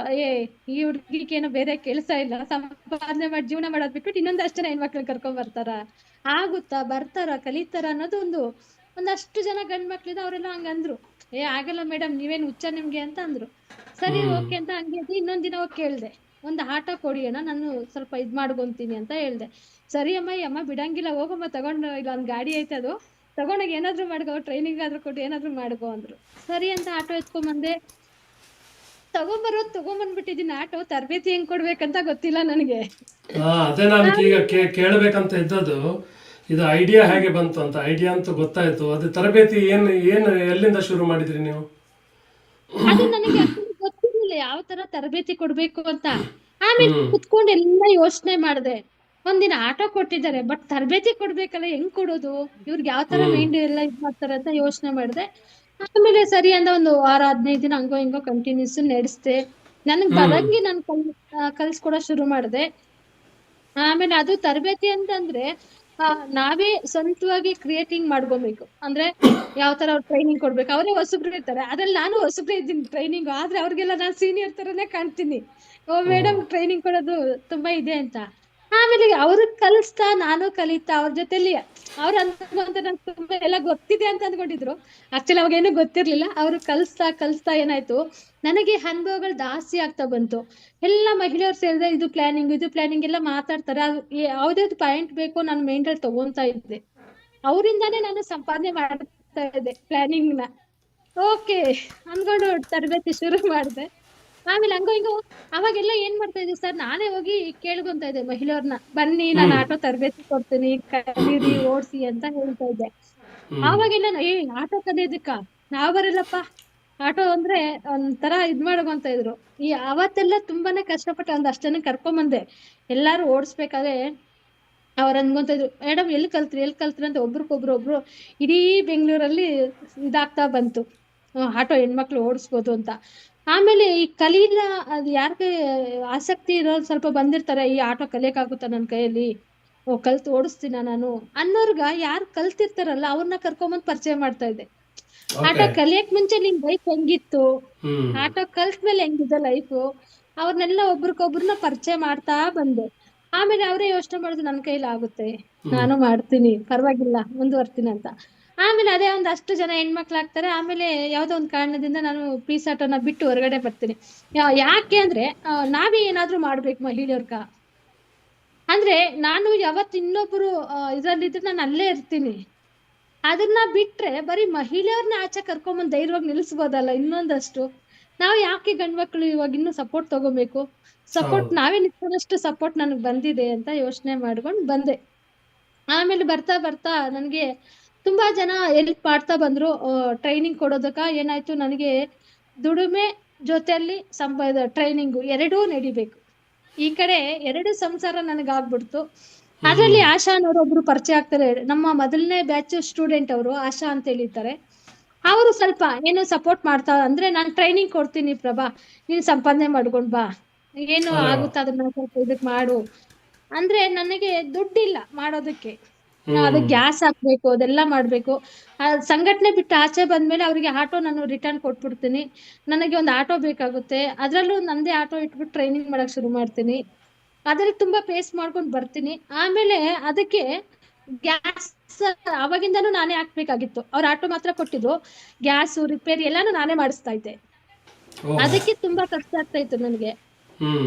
ಈಗ ನಂದೇ ಆಟೋ ಇಟ್ರು ನಂದೇ ಖರ್ಚು, ನಿಂದೆ ಏನ್ ಖರ್ಚು. ಮಾಡೋದು? ಹ್ಮ್. ಈಗ ಅದಕ್ಕೂ ಬಂಡವಾಳ ಹಾಕ್ಬೇಕು, ಬಿಡಕ್ ಆಗ್ತಾ ಇಲ್ಲ, ನಾನು ಮುಂದುವರ್ಸ್ಕೊಂಡ್ ಬಂದ್ಬಿಟ್ಟಿದೀನಿ ಅಂತೇಳಿ ಅದಕ್ಕೂ ಒಂದ್ ಸ್ವಲ್ಪ ಸಪೋರ್ಟ್ ಮಾಡ್ತಾ ಮಾಡ್ತಾ ಆಶಾ ಅನ್ನೋರು ಒಬ್ರು ಬಂದ್ರು. ನಮ್ಮ ಸ್ಟೂಡೆಂಟೇ, ನಾನು ತರಬೇತಿ ಮಾಡ್ತೀನಿ ಪ್ರಭಾ, ನೀನ್ ಏನಿದೆ ದುಡ್ಕೊಂಬಂದು ಒಂದ್ ಸ್ವಲ್ಪ ಗ್ಯಾಸ್ ರಿಪೇರಿಗೆಲ್ಲ ಸಪೋರ್ಟ್ ಮಾಡು, ನಾನು ಇದ್ ಮಾಡ್ಕೊಂಡ್ ಬರ್ತೀನಿ ಅಂದ್ರು. ಓಕೆ ಅಂತೇಳಿ ಒಂದ್ ಸ್ವಲ್ಪ ಮುಂದಕ್ಕೆ ಹಂಗೆ ಬರ್ತಾ ಇತ್ತು. ಅದ್ರಲ್ಲಿ ಒಬ್ಬ ವಿಜಯಲಕ್ಷ್ಮಿ ಅನ್ನೋರು ಒಬ್ರು ಬಂದ್ರು. ನಮ್ಗೆ ಏನೋ ಸ್ಟೂಡೆಂಟ್ ಆಗಿಯೇ ಬಂದ್ರು. ಸುಮಾರು ಜನ ಕಲ್ತು ನಮ್ಮಿಂದ ಆಟೋ ತಗೊಂಡು ಅವ್ರವ್ರ ಜೀವನ ಕಟ್ಕೊಂಡಿರೋದು ಬೇರೆ ತುಂಬಾ ಜನ ಇದ್ದಾರೆ. ಆದ್ರೆ ನಾನ್ ಮಾಡಂತ ಕೆಲ್ಸಕ್ಕ, ನೀನ್ ಮಾಡಂತ ಸಮಾಜ ಸೇವೆಕ ನಂದು ಒಂದು ಅಳಿಲ್ ಸೇವೆ ಇರ್ಲಿ. ನಮ್ಮ ಹತ್ರ ದುಡ್ಡಂತೂ ಇಲ್ಲ ಹಾಕೋದಕ್ಕೆ, ಅಟ್ಲೀಸ್ಟ್ ನಮ್ಮ ಟೈಮ್ ಏನಿದೆಯೋ ಅದಕ್ಕೆ ಕೊಟ್ಟು ತರಬೇತಿ ಕೊಡ್ತೀನಿ ಅಂತ ಹೇಳಿ ವಿಜಯಲಕ್ಷ್ಮಿ ಅನ್ನೋರು ನಮ್ ಜೊತೆ ಕೈ ಜೋಡಿಸ್ಕೊಂಡ್ ಬಂದ್ರು. ಅವ್ರ ನಂತರ ಆಮೇಲೆ ಏನಾಯ್ತು, ಅವರೇ ಒಂದ್ ಸ್ವಲ್ಪ ಎಲ್ಲ ಗೈಡ್ ಮಾಡೋದು, ಅವ್ರಗ ಹೇಳೋದು, ಟ್ರೈನಿಂಗ್ ಮಾಡೋದು ಎಲ್ಲ ಮಾಡ್ತಾ ಬಂದ್ರು. ಈಗೇನಾಯ್ತು ಅಂದ್ರೆ ಒಬ್ರು ಟ್ರೈನ್ ಅಪ್ ಮಾಡಿದ್ರೆ ಇನ್ನೊಬ್ರು ಟ್ರೈನ್ ಅಪ್ ಮಾಡ್ತಾರೆ. ಆಗ ನಾನು ಒಬ್ಳೆ ನಿಂತಿದ್ದೆ ಏಕಾಂಗಿಯಾಗಿ ತರಬೇತಿ ಕೊಡಕ. ಈಗ ನನ್ ಜೊತೆಗೆ ಒಂದ್ ಇಬ್ರು ಸಪೋರ್ಟ್ ಮಾಡಿದ್ರಲ್ಲ, ಅದು ಇನ್ನೂ ಸ್ವಲ್ಪ ಧೈರ್ಯ ಬಂತು. ಹಂಗಾಗಿ ಅದೇ ತರಬೇತಿನ ಮುಂದುವರ್ಸ್ಕೊಂಡ್ ತುಂಬಾ ದೊಡ್ಡ ಲೆವೆಲ್ಗೆ ಬಂದ್ಬಿಡ್ತು. ಈಗ ಬೆಂಗಳೂರಲ್ಲಿ ನಾನ್ ತರಬೇತಿ ಶುರು ಮಾಡ್ಬೇಕಾದ್ರೆ ಸರ್ ಯಾರು ಮಹಿಳೆಯರ್ಗೆ ಆಟೋ ತರಬೇತಿ ಕೊಡ್ಬೋದು ಅಂತ ಯಾರು ಅಂದ್ಕೊಂಡಿರ್ಲಿಲ್ಲ. ಅಂದ್ಕೊಂಡಿರ್ಲಿಲ್ಲ. ಹೆಣ್ಮಕ್ಳು ಇಷ್ಟು ಜನ ಆಚೆ ಬರ್ತಾರೆ ಅಂತ ಊಹೆನೂ ಮಾಡಿರ್ಲಿಲ್ಲ. ನಾನೇ ಮೊದಲನೇ ಬಾರಿ ಬೋರ್ಡ್ ಹಾಕ್ತೆ, ಉಚಿತ ತರಬೇತಿ ಅಂತೇಳಿ. ಒಂದ್ 5-6 ವರ್ಷದ ಹಿಂದೆ ಉಚಿತ ತರಬೇತಿ ಅಂತ ಬೋರ್ಡ್ ಹಾಕ್ದೆ. ಅವತ್ ಯಾರು ಇಲ್ಲ. ಇವತ್ತು ನನಗೆ ತರಬೇತಿ ಕೊಡಿ ಅಂತ ನಿಂತ್ಕೊಂಡಿದ್ದಾರೆ. ಈಗ ಎಷ್ಟೋ ಜನ ಅಂದ್ರೆ ಅವತ್ತು ತರಬೇತಿ ಏನೋ ಉಚಿತರ ಮಾಡ್ತಾ ಇದ್ದಾಳೆ. ತುಂಬಾ ಜನ ಫೇಸ್ಬುಕ್ ಇದ್ರಲ್ಲೆಲ್ಲ ನೋಡಿದಾಗ ಇವಳಿಗೇನ್ ಬೇರೆ ಕೆಲ್ಸ ಇಲ್ವಾ, ಮಹಿಳೆಯರು ಅಡ್ಗೆ ಮಾಡೋರ್ನೆಲ್ಲ ಬಿಟ್ಬಿಟ್ಟು ಆಚೆ ಡ್ರೈವಿಂಗ್ ಕರ್ಕೊಂಡ್ ಬರ್ತಾವಳೆ ಅಂದು ತುಂಬಾ ಜನ ನನ್ನನ್ನ ಬೈದಿದ್ದಾರೆ. ನಮ್ಮ ಆಟೋ ಚಾಲಕರು ಬೈದಿದ್ದಾರೆ, ಮನೆಗೆ ಫ್ರೆಂಡ್ಸ್ನೆಲ್ಲ ಆಚೆ ಕರ್ಕೊಂಡ್ ಬಂದ್ ಬಿಡ್ತಾಳೆ ಅಂತಾನು ಬೈದಿದ್ದಾರೆ. ಆಮೇಲೆ ಆಟೋ ಓಡಿಸ್ಬೇಕಾದ್ರೂ ಒಬ್ರು ನನಗೆ ತುಂಬಾ ಇದ್ ಮಾಡ್ಬಿಟ್ರು. ಆಟೋ ನಾನ್ ಬಾಡಿಗೆ ಬಂದು ಡ್ರಾಪ್ ಮಾಡಿರ್ತೀನಿ. ಆ ಟೈಮಲ್ಲಿ ಒಬ್ಬ ಡ್ರೈವರ್ ಬಂದ್ಬಿಟ್ಟು, ಏನಮ್ಮ ನಿಂಗ್ ಬೇರೆ ಕೆಲ್ಸ ಇಲ್ವಾ, ಏನಿಗೆ ಆಟೋ ಫೀಲ್ಡ್ ಬಂದಿದ್ಯಾ ಅಂತ ಕೇಳಿದ್ರು. ಸರ್ ನಾನು ಹೆಂಗೋ ಜೀವನ ಮಾಡಕ್ ಬಂದಿದ್ದೀನಿ ಅಣ್ಣ ಅಂತ ಹೇಳ್ದೆ. ನಿಮ್ಗೆ ಏನ್ ಬೇರೆ ಕೆಲ್ಸ ಇಲ್ವಾ ಅಂತ ಹೇಳಿ ಬೈತಾ ಇದ್ರು. ನಾನ್ ಹೇಳ್ದೆ, ಅಣ್ಣ ಆಟೋ ನನ್ನ ಹತ್ರ ಇದೆ, ಇಲ್ಲೇ ಕೊಟ್ಬಿಡ್ತೀನಿ ನಾನು ನಿನ್ಗೆ ಆಟೋ, ಆಯ್ತಾ? ಎಷ್ಟು ಜನ ನಮ್ ಬೆಂಗಳೂರಲ್ಲಿ ಡ್ರೈವರ್ ಇದ್ದೀರೋ, ಸಿಗರೇಟು ಬೀಡಿ ಬೇರೆದಕ್ಕೆಲ್ಲ ಖರ್ಚು ಮಾಡ್ತೀರಿ ಅಲ್ವಾ? ಎಷ್ಟೋ 100-200 ಖರ್ಚು ಮಾಡ್ತೀನಿ. ಡೈಲಿ ನನಗೆ ₹1 ನನ್ಗೆ ಅಕೌಂಟ್ ಕಳ್ಸಿ, ಇಲ್ಲೇ ಆಟೋ ಕೊಟ್ಟು ಹೋಗ್ತೀನಿ ಅಂತ ನಿಂತ್ಕೊಂಡ್ಬಿಟ್ಟೆ ಪಂದ್ಯ ಮಾಡ್ಕೊಂಡು ಮಾಡ್ಕೊಂಡು. ತಗೊಳ್ಳಿ ನನಗೆ, ಬಟ್ ಡೈಲಿ ₹1 ಕಳ್ಸಿ ಅಕೌಂಟ್ ಅಂದೆ. ಅದು ನೋಡ್ದೆ ಅವರು ಜಗಳ ಮಾಡಕ್ ಬಂದ, ನಾನು ಹೇಳಿದ ಪ್ರಶ್ನೆಗೆ ಆನ್ಸರ್ ಕೊಡಕ್ ಆಗಿಲ್ಲ. ಅವ್ರು ಆಟೋ ಸ್ಟ್ಯಾಂಡ್ ಅಲ್ಲೆಲ್ಲ ಒಗ್ಗಟ್ಟು, ನಾನು ಒಬ್ಳೆ ಸಿಂಗಲ್ ಲೇಡಿ. ಆವಾಗ ನನಗೆ ನಮ್ದೇ ಒಂದು ಗ್ಯಾಂಗ್ ಕಟ್ಬೇಕು ಅನ್ನೋದು ಅವಾಗ ಎಲ್ಲ ಮೈಂಡಿಗೆ ಬಂದಿತ್ತು. ಹಂಗಾಗಿ ಇವಾಗ ಅವಾಗಿಂದ ನೋಡು ಪರಿಸ್ಥಿತಿ ಒಬ್ಳೆ ಇರ್ಬೇಕಾದ್ರೆ ಗಂಡ್ಮಕ್ಳು ಎದುರಿಸ್ಬೇಕಾಗಿತ್ತು. ಈಗ ನಮ್ಮ ಗ್ಯಾಂಗ್ ನೋಡಿ ಗಂಡ್ಮಕ್ಳೇ ಭಯ ಪಡಂಗ್ ಆಗ್ಬಿಟ್ಟೈತೆ. ಸೊ ಪ್ರಭಾವತಿ ಅವರೇ, ಈಗ ಎಷ್ಟು ಜನರಿಗೆ ನೀವು ತರಬೇತಿ ನೀಡಿದ್ದೀರಾ? ಎಷ್ಟು ವರ್ಷದಿಂದ ಈಗ ಕೊಡ್ತಾ ಇದ್ದೀರಾ ಇದು ಟ್ರೈನಿಂಗ್? ಈಗ ಒಂದು 5-6 ವರ್ಷ ಆಯ್ತು ಸರ್. 6 ವರ್ಷ ಶುರು ಮಾಡಿ 6 ವರ್ಷ ಅಂದ್ರೆ 2019 ಸುಮಾರಿಗೆ ನೀವು ಶುರು ಮಾಡಿದ್ರಿ.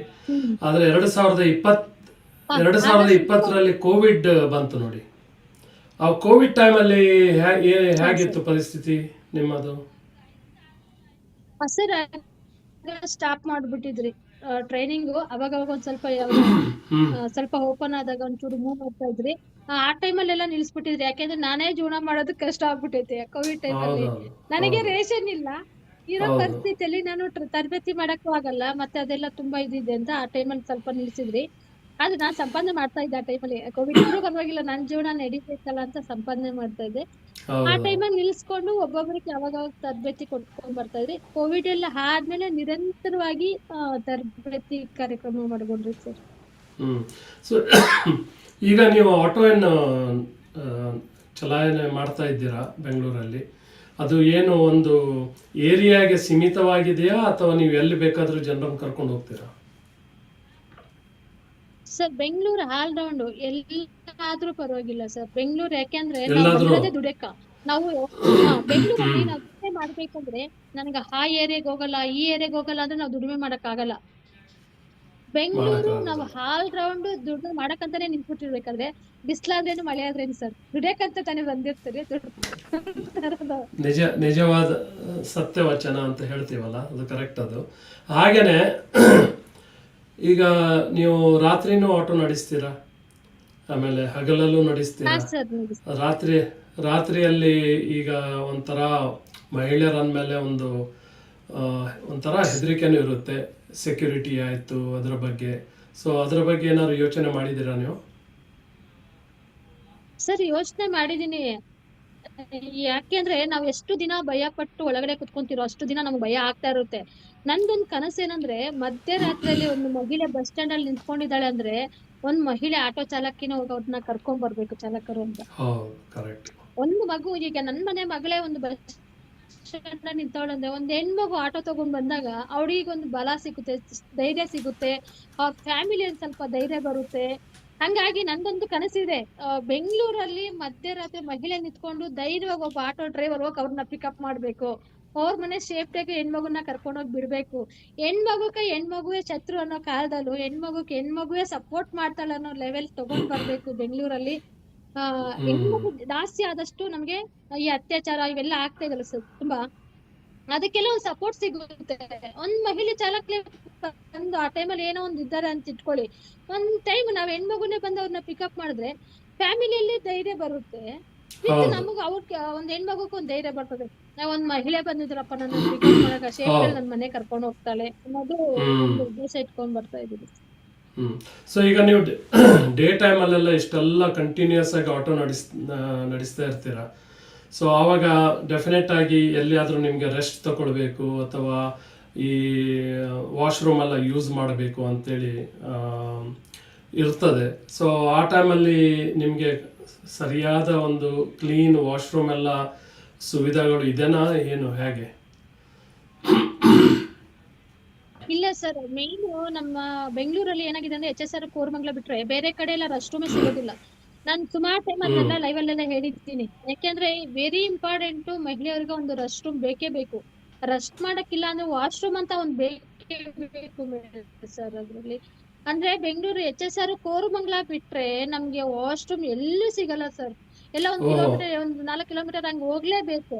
ಆ ಟೈಮಲ್ಲಿ ಏನಾಗುತ್ತೆ, ಪ್ಯಾಸೆಂಜರ್ ಇರ್ತಾರೆ, ಹೋಗೋದಕ್ಕಾಗಲ್ಲ. ನಮ್ದು ಎಷ್ಟು ಅನ್ನೋದು ಅಂದ್ರೆ ಮಹಿಳೆಯರು ಎಷ್ಟು ತಡಿತಾ ಇದಾರೆ ಅಂದ್ರೆ ನಿಜವಾಗ್ಲೂ ಅದರಿಂದ ನಮಗೆ ಕಿಡ್ನಿ ಪ್ರಾಬ್ಲಮ್, ನಮಗೆ ಹೆಲ್ತ್ ಪ್ರಾಬ್ಲಮ್ ಎಲ್ಲ ಆಗ್ತಾ ಇದೆ. ಬಟ್ ಅದಕ್ಕೆ ನಾವು ಇದು ಕೊಟ್ಟಿದ್ದೀರಿ, ಒಂದು ಲೆಟರ್ ಕೊಡ್ಬೇಕು ಅಂತಾನೆ ಇದ್ದೀರಿ, ಒಂದು ಒಬ್ರಿಗೆಲ್ಲ ಕೊಟ್ಟಿದ್ದೀರಿ. ಈ ತರ ಎಲ್ಲ ನಮ್ಮ ಇದು ಕೇಳಕ್ ಬರ್ತಾರಲ್ಲ ಅದನ್ನ ನಾವು ಮಾಡಿದಿರಿ. ನಮ್ಗೆ ಮೇನ್ ವಾಶ್ರೂಮ್ ಬೇಕು. ಬೆಂಗಳೂರಲ್ಲಿ HSR ಕೋರಮಂಗಲ ಬಿಟ್ಟರೆ ಸತ್ಯವಾಗ್ಲೂ ಎಲ್ಲಿ ವಾಶ್ರೂಮ್ ನೆಟ್ಟಗೆ ಸಿಗೋದೇ ಇಲ್ಲ. ಅದರಲ್ಲೂ ಸಿಕ್ಕಿದ್ರೆ ಏನ್ ಮಾಡ್ತಾರೆ, ಮಹಿಳೆ ಹೋಗೋ ಜಾಗಕ್ಕೆ ಪುರುಷರು ಹೋಗಿರ್ತಾರೆ, ಗಂಡ್ಮಕ್ಳು. ಆವಾಗ ನಮಗ್ ಹೋಗಕ್ ಒಂಥರ ಮುಜುಗರ ಆಗ್ತಾ ಇರ್ತದೆ. ಆ ತರ ಎಲ್ಲ ತುಂಬಾನೇ ಪ್ರಾಬ್ಲಮ್ ಫೇಸ್ ಮಾಡ್ತಾ ಇದ್ದೀರಿ. ಕೆಲವು ಕಡೆ ಇಲ್ಲ ನಾನು 5 ರೂಪಾಯಿ ಇರೋ ಜಾಗಕ್ಕೆ 10 ರೂಪಾಯಿ ನಮ್ಗೆ ವಾಶ್ರೂಮ್ ತಗೊಂತಾ ಇದಾರೆ. ಒಂದು 5 ಟೈಮ್ ಹೋಗ್ತೀರಿ ಅಂದ್ರೆ 50 ರೂಪಾಯಿ ನಾವು ಅಲ್ಲೇ ಕೊಡ್ಬೇಕು. ಒಂದು ವಾಶ್ರೂಮ್ಗೆ 50 ರೂಪಾಯಿ ನಾನು ಡೈಲಿ ಯೂಸ್ ಮಾಡ್ಬೇಕು. 50 ರೂಪಾಯಿ ಇದ್ರೆ ನನ್ನ ಮನೆಗೆ ಅಟ್ಲೀಸ್ಟ್ ಒಂದು ಹಾಲು ಬಿಸ್ಕೆಟ್ ಏನೋ ಒಂದು ಮಗುಕಾದ್ರೂ ಬರುತ್ತಲ್ಲ ಸರ್. ಮೇನ್ ಎಲ್ಲಾ ಕಡೆ ತುಂಬಾ ನಮಗೆ 10 ರೂಪಾಯಿ ತಗೊಂತಾ ಇದಾರೆ. 5 ರೂಪಾಯಿ ಇರೋ ಜಾಗಕ್ಕೆ 10 ರೂಪಾಯಿ ತಗೊಳೋದು. ಹಾಗಾಗಿ ತುಂಬಾ ಪ್ರಾಬ್ಲಮ್ ಎಲ್ಲ ಫೇಸ್ ಮಾಡ್ತಾ ಇದಾರೆ. ನಮ್ಮ ಏನಾದ್ರು ಡೇಟಾ ಆ ತರ ಎಲ್ಲ ಏನಾದ್ರು ಆದಾಗ ಅಲ್ಲೆಲ್ಲ ನಮ್ಗೆ ಪ್ಯಾಡ್ ವ್ಯವಸ್ಥೆ ಆಗ್ಲಿ ಏನೂ ಇಲ್ಲ. ಆ ತರ ಎಲ್ಲ ತುಂಬಾ ನಾವು ಪ್ರಾಬ್ಲಮ್ ಫೇಸ್ ಮಾಡ್ತಾ ಇದ್ರಿ. ಯಾಕೆಂದ್ರೆ ನಾವು ಆ ಟೈಮಲ್ಲಿ ಎಲ್ಲಿ ಹೋಗಿ ತಗೊಳಕ್ ಆಗಲ್ಲ. ನಮ್ದು ಅದಂತ ಒಂದು ಇದಿರುತ್ತೆ. ಅದೆಲ್ಲ ನಮ್ಗೆ ಅಂದ್ರೆ ಒಂದು ಬೆಂಗಳೂರಲ್ಲಿ ಒಂದು ವಾಶ್ರೂಮ್ ಅಲ್ಲಿ ಒಂದು ಪ್ಯಾಡ್ ವ್ಯವಸ್ಥೆ ಆಗ್ಲಿ, ವಾಶ್ರೂಮ್ ಮಹಿಳೆಯರಿಗೆ ಅಂತ ಒಂದು ಇದ್ ಮಾಡ್ಕೊಟ್ರೆ ತುಂಬಾ ಹೆಲ್ಪ್ ಆಗುತ್ತೆ ಸರ್ ಅದು. ಮುಂದಿನ ದಿನಗಳು ಯಾಕೆಂದ್ರೆ ತುಂಬಾ ಜನ ಮಹಿಳೆಯರು ಆಚೆ ಬರೋದ್ರಿಂದ ಹೆಲ್ಪ್ ಆಗುತ್ತೆ. ಕೆಲವರೆಲ್ಲ ಹೇಳ್ಬೋದು ಪೆಟ್ರೋಲ್ ಬ್ಯಾಂಕು ಮಾಲ್ ಅಲ್ಲಿ ಅಲ್ಲೆಲ್ಲ ಯೂಸ್ ಮಾಡ್ಬೋದು ಅಂತ.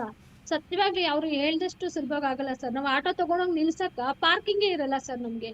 ಹೌದು. ಅಲ್ಲಿ ಪ್ಯಾಸೆಂಜರ್ ಕುತ್ತಿಸ್ಕೊಳಕ್ಕೆ ಟೈಮ್ ನಮ್ಗೆ ಕೊಡೋದಿಲ್ಲ. ಇನ್ನು ಆಟೋ ಪಾರ್ಕಿಂಗ್ ಮಾಡಿ ನಾವು ವಾಶ್ರೂಮ್ಗೆ ಹೋಗ್ ಬರೋಷ್ಟು ಟೈಮ್ ನಮ್ಗೆ ಆಟೋ ಪಾರ್ಕಿಂಗ್ ಕೊಡಲ್ಲ ಸರ್. ಪೊಲೀಸರು ಬಂದು ಅಷ್ಟೊತ್ತಿಗೆ ತಗೊಂಡ್ ಹೋಗ್ಬಿಟ್ಟಿರ್ತಾರೆ. ಹಂಗಾಗಿ ಯಾರು ಅಲ್ಲಿ ನಿಲ್ಸಿ ಹೋಗಕ್ಕ ಕಷ್ಟ ಆಗ್ತಾ ಇದೆ ಸರ್. ಸೊ ನಾನೊಂದು ಪ್ರೇಕ್ಷಕರಿಗೆ ಹಾಗೆ ಅಥಾರಿಟಿ ಯಾರು ನೋಡ್ತಾ ಇದ್ದೀರಾ ಅವರಿಗೆಲ್ಲ ಒಂದು ರಿಕ್ವೆಸ್ಟ್ ಮಾಡ್ತಾ ಇದ್ದೀನಿ.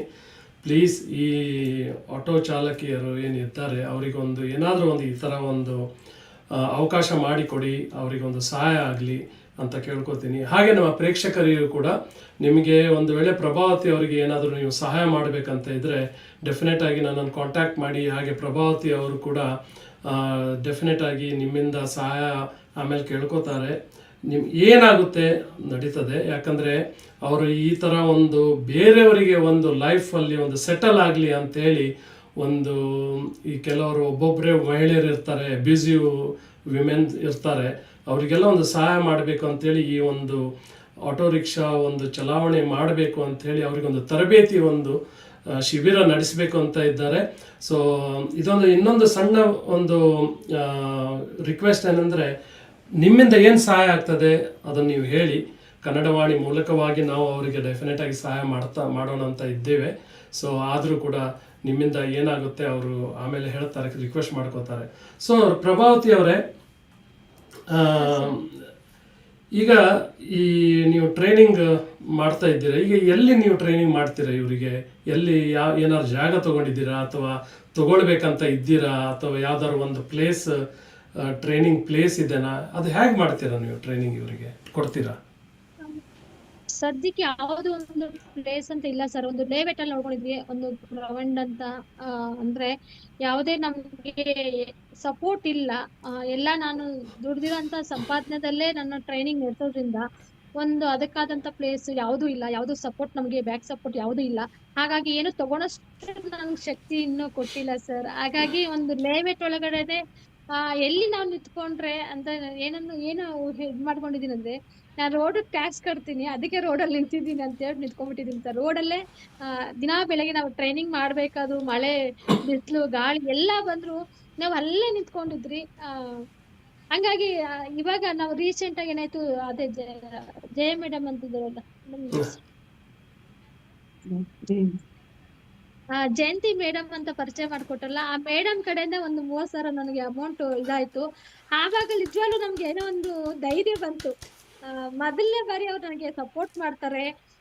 ಚಾನಲ್ ಇಂದ ಬಂದು ಯೂಟ್ಯೂಬ್ ಇಂದ ನಾವೇನಾದ್ರೂ ಒಂದು ಸ್ವಲ್ಪ ಸಹಾಯ ಮಾಡ್ಬೇಕು ಅಂತ. ಆ ಟೈಮಲ್ಲಿ ಏನಾಯ್ತು, ಅವಾಗ ನಮಗೆ ಒಂದು 30,000 ಅವ್ರು ಕೊಟ್ಟಿದ್ಕ ಚಿಕ್ಕದೇನಾದ್ರೂ ಒಂದು ಆಫೀಸ್ ಮಾಡ್ಕೊಳ್ಳೋಣ, ಒಂದು ವಾಶ್ರೂಮ್ಗಾದ್ರೂ ನಮ್ಗೆ ವ್ಯವಸ್ಥೆ ಆಗುತ್ತೆ ಅಂತೇಳಿ ಈಗ ಒಂದು ಚಿಕ್ಕದೊಂದು ವಾಶ್ರೂಮ್ ಮಾಡ್ಕೊಂಡಿದ್ರಿ. ಅಲ್ಲಿ ವಾಶ್ರೂಮ್ ಮತ್ತೆ ಚಿಕ್ಕದೊಂದು ಆಫೀಸ್ ಅಂತಾನು ಒಂದು ಚಿಕ್ಕದಾಗಿ ಮಾಡ್ಕೊಂಡಿದ್ರಿ.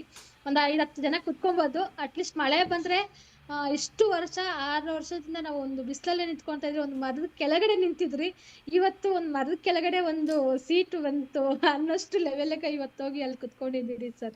ನಮಗೆ ಎಲ್ಲ ತರ ಹೆಲ್ಪ್ ಆದ್ರೆ ಇನ್ನು ಹೆಚ್ಚಿನ ಸಂಖ್ಯೆಯಲ್ಲಿ ಮಹಿಳೆಯರನ್ನ ಆಚೆ ಕರ್ಕೊಂಬರಕ್ಕಾಗುತ್ತೆ. ಕಾರ್ ಆಗ್ಬೋದು, ಆಟೋ ಆಗ್ಬೋದು, ಯಾರಾದ್ರೂ ಸಪೋರ್ಟ್ ನಮಗ್ ಬಂದ್ರೆ ಇನ್ನೊಂದಷ್ಟು ಜನ ನಮ್ಗೆ ಆಚೆ ಕರ್ಕೊಂಬಂದು ಧೈರ್ಯವಾಗಿ ಹೆಣ್ಮಕ್ಳನ್ನ, ಸಿಂಗಲ್ ಪೇರೆಂಟ್ಸ್ ಇರೋನ್ನ ಧೈರ್ಯವಾಗಿ ಕರ್ಕೊಂಡು ನಿಲ್ಲಿಸ್ಬೋದು ಸರ್. ಅಬ್ಬಾ, ನಿಜವಾಗ್ಲೂ ನಾನು ಹ್ಯಾಟ್ಸ್ ಆಫ್ ಅಂತ ಹೇಳ್ತೀನಿ ನಿಮಗೆ. ಯಾಕಂದರೆ ಈ ಥರ ಧೈರ್ಯ ತಗೊಂಡು ಈ ಥರ ಒಂದು ಸಣ್ಣ ಒಂದು ಆಫೀಸ್ ಥರ ಕಟ್ಟಿಸ್ಕೊಂಡು, ಒಂದು ವಾಶ್ರೂಮ್ ಥರ ಎಲ್ಲ ಕಟ್ಟಿಸ್ಕೊಂಡು, ಅದರಲ್ಲಿ ಕೂಡ ಈ ಥರ ಟ್ರೈನಿಂಗ್ ಕೊಡ್ತಾ ಇದ್ದೀರಾ. ಆಮೇಲೆ ಪ್ರೇಕ್ಷಕರಿಗೆ ಒಂದು ಮಾತು ಹೇಳ್ತಾನೆ, ಇವರು ಇದೇನು ಟ್ರೈನಿಂಗ್ ಕೊಡ್ತಾ ಇದ್ದಾರೆ ಇದು ಫ್ರೀ ಆಫ್ ಕಾಸ್ಟ್ ಕೊಡ್ತಾ ಇದ್ದಾರೆ, ಉಚಿತವಾಗಿ ಅಂತ ಅವರು ಹೇಳಿದಾಗೆ ಮೊದಲೇ ಹೇಳಿದರು ಅವರು. ಯಾಕಂದರೆ ಅದು ಒಂದು ಬೇರೆ ಒಂದು ಮಹಿಳೆಗೆ ಒಂದು ಸಹಾಯ ಆಗಲಿ ಅಂತೇಳಿ ಅವರು ಈ ಥರ ಒಂದು ಜೀವನದಲ್ಲಿ ತಮ್ಮ ಜೀವನ ಒಂದು ಕಷ್ಟ ಜೀವನ ಇತ್ತು ಅವ್ರದ್ದು, ಅದನ್ನು ಒಂದು ಸುಧಾರಿಸ್ಕೊಂಡು ಸ್ವಲ್ಪ ಈಗ ಬೇರೆಯವರಿಗೂ ಅವರು ಕೂಡ ತಮ್ಮ ಕಾಲ ಮೇಲೆ ತಾವೇ ನಿಂತ್ಕೊಳ್ಳಿ ಅಂತ ಹೇಳಿ ಒಂದು ಆ ಥರ ಒಂದು ಪ್ರಯತ್ನ ಮಾಡ್ತಾ ಇದ್ದಾರೆ. ಡೆಫಿನೆಟ್ ಆಗಿ ನಾವೆಲ್ಲ ಇಂಥವರಿಗೆ ಸಪೋರ್ಟ್ ಮಾಡಬೇಕು. ಸೊ ಪ್ರಭಾವತಿ ಅವರೇ, ಈ ಗೌರ್ಮೆಂಟಿಂದ ಏನಾದ್ರು ಸಹಾಯ ಏನಾದ್ರು ಸಿಕ್ಕಿದೆಯಾ ನಿಮಗೆ? ಇಲ್ಲ ಸರ್, ನನಗೆ ಯಾಕೆ ಅಂದ್ರೆ ನನಗೆ ಅಷ್ಟೊಂದು ಎಜುಕೇಶನ್ ಇಲ್ಲ. ಪೇಪರ್ಸ್ ಎಲ್ಲ ಇದ್ ಮಾಡೋಷ್ಟು ನನಗೆ ಅಷ್ಟು ಎಜುಕೇಶನ್ ಒಂದೇ, ಅಂದ್ರೆ ಎಜುಕೇಶನ್ ಇದ್ರೆ ಏನಾದ್ರೂ ಮಾಡ್ತಾ ಇದ್ನೇನೋ ಗೊತ್ತಿಲ್ಲ. ಬಟ್ ಎಜುಕೇಶನ್ ಇಲ್ದಿರ ಏನು ಮುಂದಕ್ಕೆ ಹೋಗಕ್ ಆಗ್ತಾ ಇಲ್ಲ. ಈಗ ಒಂದ್ ಸ್ವಲ್ಪ ತಿಳ್ಕೊಂಡು ಒಂದೊಂದ್ ಸ್ವಲ್ಪ ಮಾಡ್ತಾ ಇದೀನಿ. ಬಟ್ ಇಲ್ಲಿವರೆಗೆ ಯಾವುದೇ ಸಹಾಯ ಬಂದಿಲ್ಲ. ಮೇಡಮ್ ಜಯಂತಿ ಅವರು ಮೇಡಮ್ ಅವರು ಅದಷ್ಟೇ ಮೊದಲನೇ ಬಾರಿ ನಮ್ಗೆ ಸಪೋರ್ಟ್ ಸಿಕ್ಕಿದ್ದು. ಒಂದ್ ಏನ್ ಅವ್ರು ಕೊಟ್ಟಿದ್ ನಿಜವಾಗ್ಲೂ ಒಂದ್ ಏನೋ ನಮ್ದಲ್ಲಿ ಒಂದ್ ಶಕ್ತಿ ಬಂದಂಗ ಆಯ್ತು. ಖಂಡಿತ ಹೌದೌದು. ಜಯಂತಿ ಮೇಡಮ್ ಅವರಿಗೆ ತುಂಬಾ ತುಂಬಾ ಥ್ಯಾಂಕ್ಸ್ ಅಂತ ಹೇಳ್ತೀನಿ. ಯಾಕಂದ್ರೆ ಅವರ ಮೂಲಕವಾಗಿಯೇ ನಿಮ್ಮ ಪರಿಚಯ ಆಯಿತು ನಮಗೆ. ಈ ಥರನೂ ಜನರು ಇದ್ದಾರೆ ಈ ಭೂಮಿ ಲೋಕದಲ್ಲಿ ಅಂತೇಳಿ ಗೊತ್ತಾಯಿತು. ಸೊ ನಿಜವಾಗ್ಲೂ ಅದು ದೊಡ್ಡ ಕೆಲಸ, ಇದು ದೊಡ್ಡ ಮಾತು ಅಂತ ಹೇಳ್ತೇನೆ. ಯಾಕಂದರೆ ಇಷ್ಟು ಒಂದು ಆರ್ಥಿಕ ಒಂದು ಸಹಾಯ ಆಗುವ ಹಾಗೆ ಬೇರೆ ಮಹಿಳೆಯರಿಗೆ ನೀವು ಸಹಾಯ ಮಾಡ್ತಾ ಇದ್ದೀರಾ, ಅದೊಂದು ದೊಡ್ಡ ವಿಷಯ. ಸೊ ನಿಮಗೆ ಯಾರಾದರೂ ಈಗ ಆರ್ಥಿಕ ಸಹಾಯ ಮಾಡಬೇಕು ಅಂತೇಳಿ ಮನಸ್ಸಿದ್ರೆ ಅವ್ರು ಹೇಗೆ ಮಾಡ್ಬೋದು ಪ್ರಭಾವತಿ ಅವರೇ? ಸರ್, ನನಗೆ ಟ್ರೈನಿಂಗ್ ಕೊಡಕ್ ಒಂದು ಪ್ಲೇಸ್ ಅಂತ ಬೇಕು. ಅಂದ್ರೆ ಒಂದ್ ಜಾಗ ಇಲ್ಲ ಟ್ರೈನಿಂಗ್ ಕೊಡೋದಕ್ಕೆ. ಆ ತರ ಎಲ್ಲ ಒಂದ್ ಸ್ವಲ್ಪ ಸಪೋರ್ಟ್ ಬೇಕು. ಮತ್ತೆ ಯಾರಾದ್ರೂನು ಅಂದ್ರೆ ಸಿಂಗಲ್ ಪೇರೆಂಟ್ಸ್ ಇರೋದ್ರಿಂದ ಸ್ವಲ್ಪ ಅವ್ರಿಗೆ ಆಟೋದು ವ್ಯವಸ್ಥೆ ಆಗ್ಲಿ. ಒಂದ್ ಮುಖ್ಯವಾಗಿ ಏನ್ ಗೊತ್ತಾ, ಟ್ರೈನಿಂಗ್ ಅಂತ ಒಂದು ಆಟೋ ಬೇಕು ಸರ್. ಅದು ಯಾಕೆ ಅಂದ್ರೆ ತುಂಬಾ ಹಳೇದಾಗ್ಬಿಟ್ಟೈತಾ, 2 ದಿನಕ್ಕೆ 3 ದಿನಕ್ಕೆ ರಿಪೇರಿ ಆಗ್ತಾ ಇರುತ್ತೆ. ಅದನ್ನ ರೆಡಿ ಮಾಡ್ಸಿನೇ ಸಾಕಾಗ್ಬಿಟ್ಟೈತೆ. ಯಾಕೆಂದ್ರೆ ಎಷ್ಟು ಒಂಥರ ಹಳೆ ಅಜ್ಜಿಗ್ ರೆಡಿ ಮಾಡ್ತಾ ಇದೀನಿ, ತಗೊಂಬಂದು ಮತ್ತೆ ನಿಲ್ಲಿಸ್ತಾ ಇದೀನಿ. ಅದು ತುಂಬಾನೇ ಕಷ್ಟ ಆಗ್ತಾ ಇದೆ. ಸೊ ಬೇಸಿಕಲಿ ನಿಮಗೆ ಒಂದು ಟ್ರೈನಿಂಗ್ ಆಟೋ ಅಂತ ಬೇಕು. ಟ್ರೈನಿಂಗ್ ಆಟೋ ಅಂತ ಒಂದು ಬೇಕು ನಿಮಗೆ. ಆಟೋ ಬೇಕು ಸರ್. ಓಕೆ ಸರ್, ಒಂದು ಟ್ರೈನಿಂಗ್ ಕೊಡಕ್ ಒಂದು ಜಾಗ ಅಂತ ಬೇಕು. ಆ ತರದ್ ಏನಾದ್ರು ಒಂದ್ ಸ್ವಲ್ಪ ವ್ಯವಸ್ಥೆ ಮಾಡ್ಕೊಟ್ರೆ ಇನ್ನೊಂದಷ್ಟು ಚೆನ್ನಾಗಿ ಸಪೋರ್ಟ್ ಆಗುತ್ತಂತ. ಇನ್ನೊಬ್ಬನ ಇಂಟರ್ವ್ಯೂ ಮಾಡ್ಕೊಡ್ಲಾ ಸರ್? ಮುಖ್ಯವಾಗಿ ನಮ್ಮ ಜೊತೆ ಕೈ ಜೋಡಿಸಿದ್ದಾರೆ. ಇಷ್ಟೊಂದು ನಾನು ಮುಂದೆ ಬರ್ಬೇಕು ಅಂತಂದ್ರೆ ಆಶಾ ಪ್ಲಸ್ ಒಂದು ವಿಜಯಲಕ್ಷ್ಮಿ ಅಂತ ಇದ್ದಾರೆ. ಅವರಿಬ್ರು ನನಗೆ ತುಂಬಾ ಸಪೋರ್ಟ್ ಕೊಟ್ಟು, ನಾನು ಇದ್ದೀನಿ ಮೇಡಮ್ ನಿಮ್ ಜೊತೆಲಿ ಕೈ ಜೋಡಿಸ್ತೀನಿ ಅಂತ ಹೇಳಿ ಯಾವುದೇ ನಿರೀಕ್ಷೆ ಇಟ್ಕೊಂಡಿಲ್ಲ. ಪೇಮೆಂಟ್ ಕೊಡ್ತಾರೆ, ಇವ್ರು ಏನೋ ಒಂದು ಕೊಡ್ತಾರೆ ಅಂತ ಯಾವುದೇ ನಿರೀಕ್ಷೆ ಇಟ್ಕೊಂಡಿರ ನಂತರ ಏನೋ ಮಾಡ್ಬೇಕು ಸಮಾಜ ಸೇವೆ ಅಂತ ಕೈ ಜೋಡಿಸಿರಂತರು ಒಬ್ಬರು ಇದ್ದಾರೆ, ವಿಜಯಲಕ್ಷ್ಮಿ ಅಂತೇಳಿ. ಅವರು. ನಮಸ್ಕಾರ ವಿಜಯಲಕ್ಷ್ಮಿ ಅವರೇ, ತುಂಬಾ ತುಂಬಾ ಥ್ಯಾಂಕ್ಸ್. ನೀವು ಕನ್ನಡವಾಣಿ ಕಾರ್ಯಕ್ರಮಕ್ಕೆ ಜಾಯ್ನ್ ಆದ್ರಿ. ನಿಮ್ಮ ಬಗ್ಗೆ ಪ್ರಭಾವತಿ ಅವರು ಹೇಳ್ತಾ ಇದ್ರು, ಅವರು ಸಂಪಾದನೆಗೆ ಹೋಗ್ಬೇಕಾದ್ರೆ ನೀವು ಹಿಂದೆಯಿಂದ ಟ್ರೈನಿಂಗ್ ಎಲ್ಲ ಮಾಡ್ತಾ ಇದ್ರಿ ಅಂತ. ನೀವು ಒಂದು 2 ಮಾತು ಹೇಳಿ, ಈ ಒಂದು ಎಕ್ಸ್ಪೀರಿಯನ್ಸ್ ಬಗ್ಗೆ ಹೇಳಿ, ಒಂದು ಟ್ರೈನಿಂಗ್ ಬಗ್ಗೆ ಹೇಳಿ. ಸರ್, ಪಾಪ ಅವರು ತುಂಬಾ ಇವತ್ತವರೆಗೂ ಅವರು ತುಂಬಾ ಕಷ್ಟಪಟ್ಟೆ ಮುಂದೆ ಬಂದಿದ್ದಾರೆ. ಇಷ್ಟು ಜನ ಹೆಣ್ಮಕ್ಳನ್ನ ಅವರು ತಯಾರು ಮಾಡಿದಾರೆ ಅಂದ್ರೆ, ಅವ್ರು ನಿಂತಿಲ್ಲ ಅಂದಿದ್ರೆ ಇಷ್ಟು ಜನ ಹೆಣ್ಮಕ್ಳು ಮುಂದೆ ಬರ್ತಾನೆ ಇದ್ದಿಲ್ಲ ಸರ್. ಯಾಕೆಂದ್ರೆ ಅವ್ರ ಮನೆ ಸಂಸಾರನು ನೋಡ್ಬೇಕು, ಈ ಕಡೆ ಹೆಣ್ಮಕ್ಳಿಗೆ ಗ್ಯಾಸು ಹಾಕ್ಸ್ಬೇಕು. ಅವರು ಸ್ವಂತ ದುಡಿಮೆಲಿರೋ ಆಟೋನು ಕೂಡ ನಮಗೆ ಟ್ರೈನಿಂಗ್ ಕೊಟ್ಟಿದ್ದಾರೆ ಸರ್. ಓಹೋ, ಆದ್ರೂ ಮತ್ತೆ ನಿಮ್ಮಂಥವ್ರು ಬೆಂಬಲವಾಗಿ ಅವರಿಗೆ ಒಂದು ಇದ್ದೀರಾ ಹಿಂದೆಯಿಂದ ಸಪೋರ್ಟ್ ಮಾಡಲಿಕ್ಕೆ. ಖಂಡಿತವಾಗಿ ಈ ಥರ ಒಂದು ಬೆಂಬಲ ಸಿಕ್ಕಿದಾಗ ಖಂಡಿತವಾಗಿ ಅವರಿಗೆ ಒಂದು ಹುರುಪು ಇರುತ್ತೆ, ಅವರಿಗೆ ಒಂದು ಸ್ಫೂರ್ತಿ ಇರುತ್ತೆ. ನಾವು ಇನ್ನೂ ಜನರಿಗೆ ಟ್ರೈನ್ ಮಾಡಬೇಕು, ಇನ್ನೂ ತರಬೇತಿ ಕೊಡಬೇಕು ಅಂತೇಳಿ. ತುಂಬ ತುಂಬ ಥ್ಯಾಂಕ್ಸು. ನೀವು ಈ ಥರ ಸಪೋರ್ಟ್ ಮಾಡ್ತಾ ಇದ್ದೀರಾ ಈ ಒಂದು ಒಳ್ಳೆಯ ಕಾರ್ಯಕ್ಕೆ. ಯಾಕಂದರೆ ಈ ಥರ ಬೆಂಬಲ ಜನರಿಗೆ ಬೇಕು. ನಮ್ಮ ಸಮಾಜದಲ್ಲಿ ಎಷ್ಟೋ ಜನರು, ನಮ್ಮ ಸ್ಪೆಷಲಿ ನಾವು ಇಂಡಿಯಾದಲ್ಲಿ ಹೇಳೋದಾದರೆ, ಮಹಿಳೆಯರಿಗೆ ತಮ್ಮ ಕಾಲ ಮೇಲೆ ತಾವು ನಿಂತುಕೊಂಡು ಏನಾದರೂ ಒಂದು ಸಂಪಾದನೆ ಮಾಡಬೇಕು ಅಂತ ಒಂದು ಇರ್ತದೆ. ಯಾಕಂದರೆ ಅವರು ಹೇಳಿದಾಗೆ ಅವರ ಕತೆ ಕೇಳಿದ ಕೂಡಲೇ ತುಂಬ ಬೇಸರನೂ ಆಗುತ್ತೆ, ಆದರೆ ಒಂದು ಹುರುಪು ಬರುತ್ತೆ. ಈ ಥರ ನಾವು ಕಷ್ಟಪಟ್ಟು ಅವರು ಮೇಲೆ ಬಂದಿದ್ದಾರೆ, ಕಷ್ಟಪಟ್ಟು ಮೇಲೆ ಬಂದು ಬೇರೆಯವರಿಗೂ ಮೇಲೆ ಬರಲಿಕ್ಕೆ ಒಂದು ಅವಕಾಶ ಮಾಡಿ ಕೊಡ್ತಾ ಇದ್ದಾರೆ ಅಂತ. ನಿಮ್ಮಂಥವರೆಲ್ಲ ಒಳ್ಳೆ ಗುಣಗಳು ಗಣಿಗಳು ಸೇರಿ ಈ ಥರ ಮಾಡ್ತಾ ಇದ್ದೀರಾ. ತುಂಬ ತುಂಬ ಧನ್ಯವಾದಗಳು ಅಂತ ಹೇಳ್ತೀನಿ ಅದಕ್ಕೆ. ಸೊ ತುಂಬ ಥ್ಯಾಂಕ್ಸು, ನೀವು ಜಾಯ್ನ್ ಆದ್ರಿ ಈ ಕಾರ್ಯಕ್ರಮಕ್ಕೆ. ಹಾಗೆಯೇ ಪ್ರಭಾವತಿ ಅವರೇ, 5 ನಿಮಿಷ ಅಷ್ಟೇ ಉಳಿದಿದೆ, ಕಾರ್ಯಕ್ರಮ ಮುಗಿಸೋ ಟೈಮಿಗೆ ಬಂತು. ಆಲ್ಮೋಸ್ಟ್ 5 ನಿಮಿಷ ಅಷ್ಟೇ ಉಳಿದಿದೆ. ಹಾಗೆ ಜಯಂತಿ ಅವರಿಗೂ ನಾನು ತುಂಬ ಥ್ಯಾಂಕ್ಸ್ ಅಂತ ಹೇಳ್ತೀನಿ. ಅವರ ಮೂಲಕವಾಗಿ ನಿಮ್ಮ ಪರಿಚಯ ಆಯಿತು. ಅವರ ಯೂಟ್ಯೂಬ್ ನಾನು ಅದು ನೋಡದೇ ಇದ್ದಿದ್ರೆ ಇವತ್ತು ನಾವು ಈ ಥರ ಮಾತಾಡ್ತಾ ಇರಲಿಲ್ಲ. ಜಯಂತಿ ಅವರೇ ತುಂಬ ತುಂಬ ಥ್ಯಾಂಕ್ಸ್, ನೀವು ಪ್ರಭಾವತಿ ಅವರು ಇಂಟ್ರೊಡ್ಯೂಸ್ ಮಾಡಿಸಿದ್ರಿ. ಸೊ ತುಂಬ ಥ್ಯಾಂಕ್ಸ್ ಅಂತ ಹೇಳ್ತೀನಿ. ಪ್ರಭಾವತಿ ಅವರೇ, ಜಯಂತಿ ಅವರೇ, ನಾವು ಇವತ್ತಿನ ಕಾರ್ಯಕ್ರಮ ವೈಂಡ್ ಅಪ್ ಮಾಡುವ ಮೊದಲು ಏನಾದರೂ ನಮ್ಮ ಪ್ರೇಕ್ಷಕರಿಗೆ ಹೇಳೋದಾದರೆ ನಿಮ್ಮ ಮೆಸೇಜ್ ಕೊಡಿ. ಸರ್, ನೀವು ಅಮೆರಿಕದಲ್ಲಿ ಕನ್ನಡದ ಕಂಪನ್ನ ಹಾಡ್ತಾ ಇದ್ದೀರಾ. ತುಂಬಾ ಒಳ್ಳೆ ಕೆಲಸ ಮಾಡ್ತಾ ಇದ್ದೀರಾ. ನನ್ಗೆ ಅವತ್ ನಿಮ್ಮ ಹತ್ರ ಫಸ್ಟ್ ಟೈಮ್ ಮಾತಾಡ್ದಾಗ್ಲೇ ತುಂಬಾನೇ ಖುಷಿ ಆಯ್ತು. ಇಂಥದ ಒಂದು ಪ್ರೋಗ್ರಾಮ್ ನಡೀತಾ ಇದೆ ಅಮೆರಿಕದಲ್ಲಿ ಅಂತ. ಇದನ್ನು ಮುಂದುವರ್ಸ್ಕೊಂಡು ಹೋಗಿ ನಮ್ಮ ವೀರ ಮಹಿಳೆಯರನ್ನೆಲ್ಲ ಪರಿಚಯ ಮಾಡಿಸ್ತಾ ಇದ್ದೀರಾ. ಖಂಡಿತ ಒಳ್ಳೆ ಖಂಡಿತ ಕೆಲಸ ಮಾಡ್ತಾ ಇದ್ದೀರಾ. ತುಂಬಾ ಧನ್ಯವಾದಗಳು. ಖಂಡಿತ ಮೇಡಮ್. ಹಾಗೆಯೇ ನಾನು ಪ್ರೇಕ್ಷಕರಿಗೆ ಕೇಳ್ಕೊತೀನಿ, ನಿಮ್ಮಿಂದ ಏನು ಸಹಾಯ ಆಗುತ್ತೆ, ಅಮೌಂಟ್ ಸಣ್ಣದಿರಲಿ ದೊಡ್ಡದಿರಲಿ, ಸಹಾಯ ಅಂತೇಳಿ ಹೇಳ್ತೀವಿ ನಾವು. ನಿಮ್ಮಿಂದ ಏನು ಸಹಾಯ ಆಗುತ್ತೆ ಅದನ್ನು ಮಾಡಲಿಕ್ಕೆ ಪ್ಲೀಸ್ ಅವರಿಗೆ ಸಹಾಯ ಮಾಡಿ. ಅವರದ್ದು ಜಿ ಪೇ ಮಾಡ್ಬೋದು, ನೀವು ಬ್ಯಾಂಕಿಗೆ ಅಕೌಂಟಿಗೆ ಕಳಿಸ್ಬೋದು, ಅಥವಾ ನನ್ನನ್ನು ಕಾಂಟ್ಯಾಕ್ಟ್ ಮಾಡಿ, ನಾನು ನಿಮಗೆ ಹೇಳ್ತೇನೆ ಅವರಿಗೆ ಹೇಗೆ ನೀವು ಸಹಾಯ ಮಾಡ್ಬೋದು ಅಂತ. ಅವರಿಗೆ ಒಂದು ಸಣ್ಣ ಒಂದು ಈ ಡ್ರೀಮ್ ಅಂತ ಹೇಳ್ತೀವಿ ನಾವು, ಅದು 2 ಡ್ರೀಮ್ ಇದೆ ಅವರಿಗೆ. ಒಂದು ಟ್ರೈನಿಂಗಿಗೆ ಒಂದು ಒಳ್ಳೆ ಆಟೋ ರಿಕ್ಷಾ ತಗೊಳ್ಬೇಕು, ಇನ್ನೊಂದು ಟ್ರೈನಿಂಗಿಗೆ ಒಂದು ಜಾಗ ತಗೊಳ್ಬೇಕು. ಸಣ್ಣ ಪುಟ್ಟ ಜಾಗ ಆದರೂ ಅಡ್ಡಿ ಇಲ್ಲ, ಅವರದೇ ಒಂದು ಜಾಗ ಅಂತ ಇದ್ದರೆ ಆ ಟ್ರೈನಿಂಗನ್ನು ಇನ್ನೂ ಜಾಸ್ತಿ ಅವರನ್ನು ಬೆಳೆಸ್ಕೋತಾ ಮುಂದೆ ಇದೇ ಥರ ಇನ್ನೂ ಅನೇಕ ಮಹಿಳೆಯರಿಗೆ ಟ್ರೈನಿಂಗ್ ಕೊಡ್ತಾ ಅವ್ರದ್ದು ಒಂದು ಜೀವನವನ್ನು ಸ್ಟೆಬಲೈಸ್ ಮಾಡುವಂಥ ಒಂದು ಟಾಸ್ಕನ್ನು ಅವ್ರ ಕೈಯಲ್ಲಿ ತೊಗೊಂಡಿದ್ದಾರೆ ಲೈಫಲ್ಲಿ. ಸೊ ಅವರಿಗೆ ಈ ಟಾಸ್ಕನ್ನು ಕಂಪ್ಲೀಟ್ ಮಾಡುವ ಒಂದು ನಮ್ಮದೊಂದು ಸಣ್ಣ ಒಂದು ಡ್ಯೂಟಿ ಅಂತ ಹೇಳ್ತೀನಿ. ಕನ್ನಡ ವಾಣಿಯಿಂದ ಡೆಫಿನೆಟ್ ಆಗಿ ನಿಮಗೆ ಸಹಾಯ ಬಂದೇ ಬರುತ್ತೆ ಪ್ರಭಾವತಿ ಅವರೇ, ಏನದರಲ್ಲಿ 2 ಮಾತು ಇಲ್ಲ. ಸೊ ನಿಮಗೇನಾದರೂ ಇನ್ನೊಂದು 2 ಮಾತಿದ್ರೆ ಹೇಳಿ, ಇಲ್ದಿರೆ ನಾವು ಇವತ್ತಿನ ಕಾರ್ಯಕ್ರಮ ಮುಗಿಸ್ಬೋದು. ಇಲ್ಲ ಸರ್, ಅದು ನಮಗೆ ಯಾವ ತರ ಒಂದ್ ಸ್ವಲ್ಪ ಸಹಾಯ ಮಾಡಿದ್ರೆ ಇಡೀ ನಮ್ಮ ಬೆಂಗಳೂರಲ್ಲಿ ಎಲ್ಲೋ ಎಲೆಮರೆಕಾಯಾಗಿ ಹೆಣ್ಮಕ್ಳು ಬದುಕ್ತಾ ಇದ್ರೆ, ಇವತ್ತು ನಿಮ್ಮ ಅಮೆರಿಕದವರೆಗೂ ನಮ್ಮನ್ನ ಕರ್ಕೊಂಡ್ ಬಂದಿದ್ರಿ. ಅದಕ್ಕೆಲ್ಲ ಮೂಲ ಕಾರಣ ನಮ್ಮ ಜಯಂತಿ ಮೇಡಮ್ ನವರು. ಯೂಟ್ಯೂಬ್ ಇಂದಾನೆ ನಿಮ್ಮವರೆಗೂ ನಾವು ರೀಚ್ ಆಗಿದ್ದೀರಿ. ಇನ್ನ ದೊಡ್ಡ ಮಟ್ಟಕ್ಕೆ ಬೆಳಿಲಿ ಎಲ್ಲ ಹೆಣ್ಮಕ್ಳು. ಆಚೆ ಬಂದ್ರೆ ಏನಾದ್ರು ಸಾಧನೆ ಮಾಡ್ಬೋದು, ಧೈರ್ಯ ಇದ್ರೆ ಏನಾದ್ರು ಮಾಡ್ಬೋದು ಅಂತ ಹೇಳಿ ಈ ಮೂಲಕ ಹೇಳಕ್ ಇಷ್ಟಪಡ್ತೀನಿ. ನಿಮಗೂ ಸಹ ತುಂಬಾ ಧನ್ಯವಾದಗಳು. ಎಲ್ಲೋ ಎಲೆಮರೆಕಾಯಿ ಆಗಿರೋಂತ ಮಹಿಳೆಯವ್ರನ್ನ ಕರ್ಕೊಂಬಂದು ಇಷ್ಟು ದೊಡ್ಡ ಮಟ್ಟಕ್ಕೆ ನಮ್ಮನ್ನ ಕರ್ಕೊಂಡ್ ಬರ್ತಾ ಇದ್ದೀರಿ. ಇದೇ ತರ ಸಪೋರ್ಟ್ ಕೊಡಿ ಆಡಿಯನ್ಸ್ ಎಲ್ಲಾನು. ತುಂಬಾ ಹೆಲ್ಪ್ ಆಗುತ್ತೆ. ಯಾಕೆಂದ್ರೆ ನೀವು ಮಾಡೋಂತ ಒಂದ್ ಚಿಕ್ಕ ಸಹಾಯ ಯಾವ್ದೋ ಒಂದು ಹೆಣ್ಮಗು ಜೀವನ, ಅವರು ಒಂದು ಮನೆ ಜೀವನ ಉದ್ಧಾರ ಇದಾಗುತ್ತೆ. ನಾನು ತರಬೇತಿ ಕೊಡ್ಬೇಕಾದ್ರೆ ಯಾವ್ದೋ ಒಂದು ಜೀವನ ಅಂದ್ರೆ ನಾನು ಸಮಾಜ ಸೇವೆ ಅಂದ್ರೆ ಎಲ್ಲಾ ತರ ಮಾಡ್ಬೋದು ಸರ್. ಒಂದ್ ಬೆಸಿಟ್ ಕೊಡ್ಬೋದು, ಒಂದ್ ಟೈಮ್ ಊಟ ಕೊಡ್ಬೋದು. ಬಟ್ ಒಂದು ಮನೆ ಹೆಣ್ಮಗಕ್ಕೆ ಒಂದು ತರಬೇತಿ ಕೊಟ್ರೆ ಇಡೀ ಕುಟುಂಬನೇ ಸಾಕ್ತಾಳೆ ಅನ್ನೋ ಒಂದು ಧೈರ್ಯದ ಮೇಲೆ ಎಷ್ಟು ಜನಕ್ಕೆ ಒಂದು 500-600 ಜನ ತರಬೇತಿ ತಗೊಂಡು ಇವತ್ತು ಬೆಂಗಳೂರು ಫುಲ್ ಎಲ್ಲ ಓಡಿಸ್ತಾ ಇದ್ದಾರೆ. ಅದನ್ನ ನೋಡಿ ನಾನು ಖುಷಿ ಪಡ್ತಾ ಇದ್ದೀನಿ. ನಾನ್ ಮಾಡೋಂಥ ಸಣ್ಣ ಪ್ರಯತ್ನಕ್ಕೆ ಒಂದು ಅಳಿಲ್ ಸೇವೆ ಅಂತ ಎಲ್ಲಾರು ಸಪೋರ್ಟ್ ಮಾಡಿದೆ.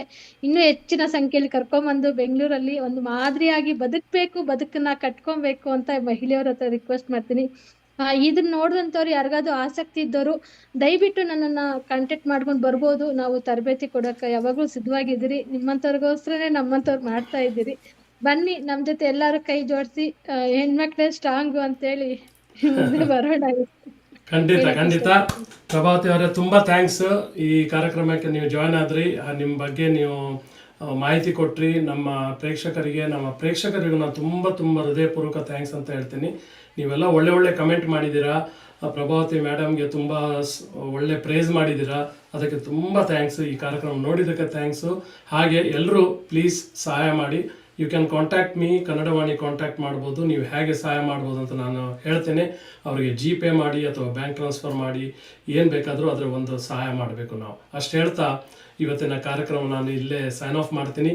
ಆದರೆ ಒಂದು ಮಾತು, ಸೈನ್ ಆಫ್ ಮಾಡುವ ಮೊದಲು ಎಲ್ಲೇ ಇರು, ಹೇಗೆ ಇರು, ಎಂದೆಂದಿಗೂ ನೀನು ಕನ್ನಡವಾಗಿರು ಅಂತ ಹೇಳ್ತಾ ನಿಮ್ಮ ಗೆಳೆಯ ಸೈನ್ ಆಫ್ ಮಾಡ್ತೀನಿ. ಮುಂದಿನ ವಾರ ಮತ್ತೆ ಇನ್ನೊಂದು ಗೆಸ್ಟ್ ಜೊತೆ ನಮ್ಮ ಮಾತುಕತೆ. ಅಷ್ಟರವರೆಗೆ ನೀವು ಆರಾಮಾಗಿರಿ, ಕನ್ನಡವಾಗಿರಿ ಅಂತ ಹೇಳ್ತಾ ನಮಸ್ಕಾರ ಹೇಳ್ತೀನಿ.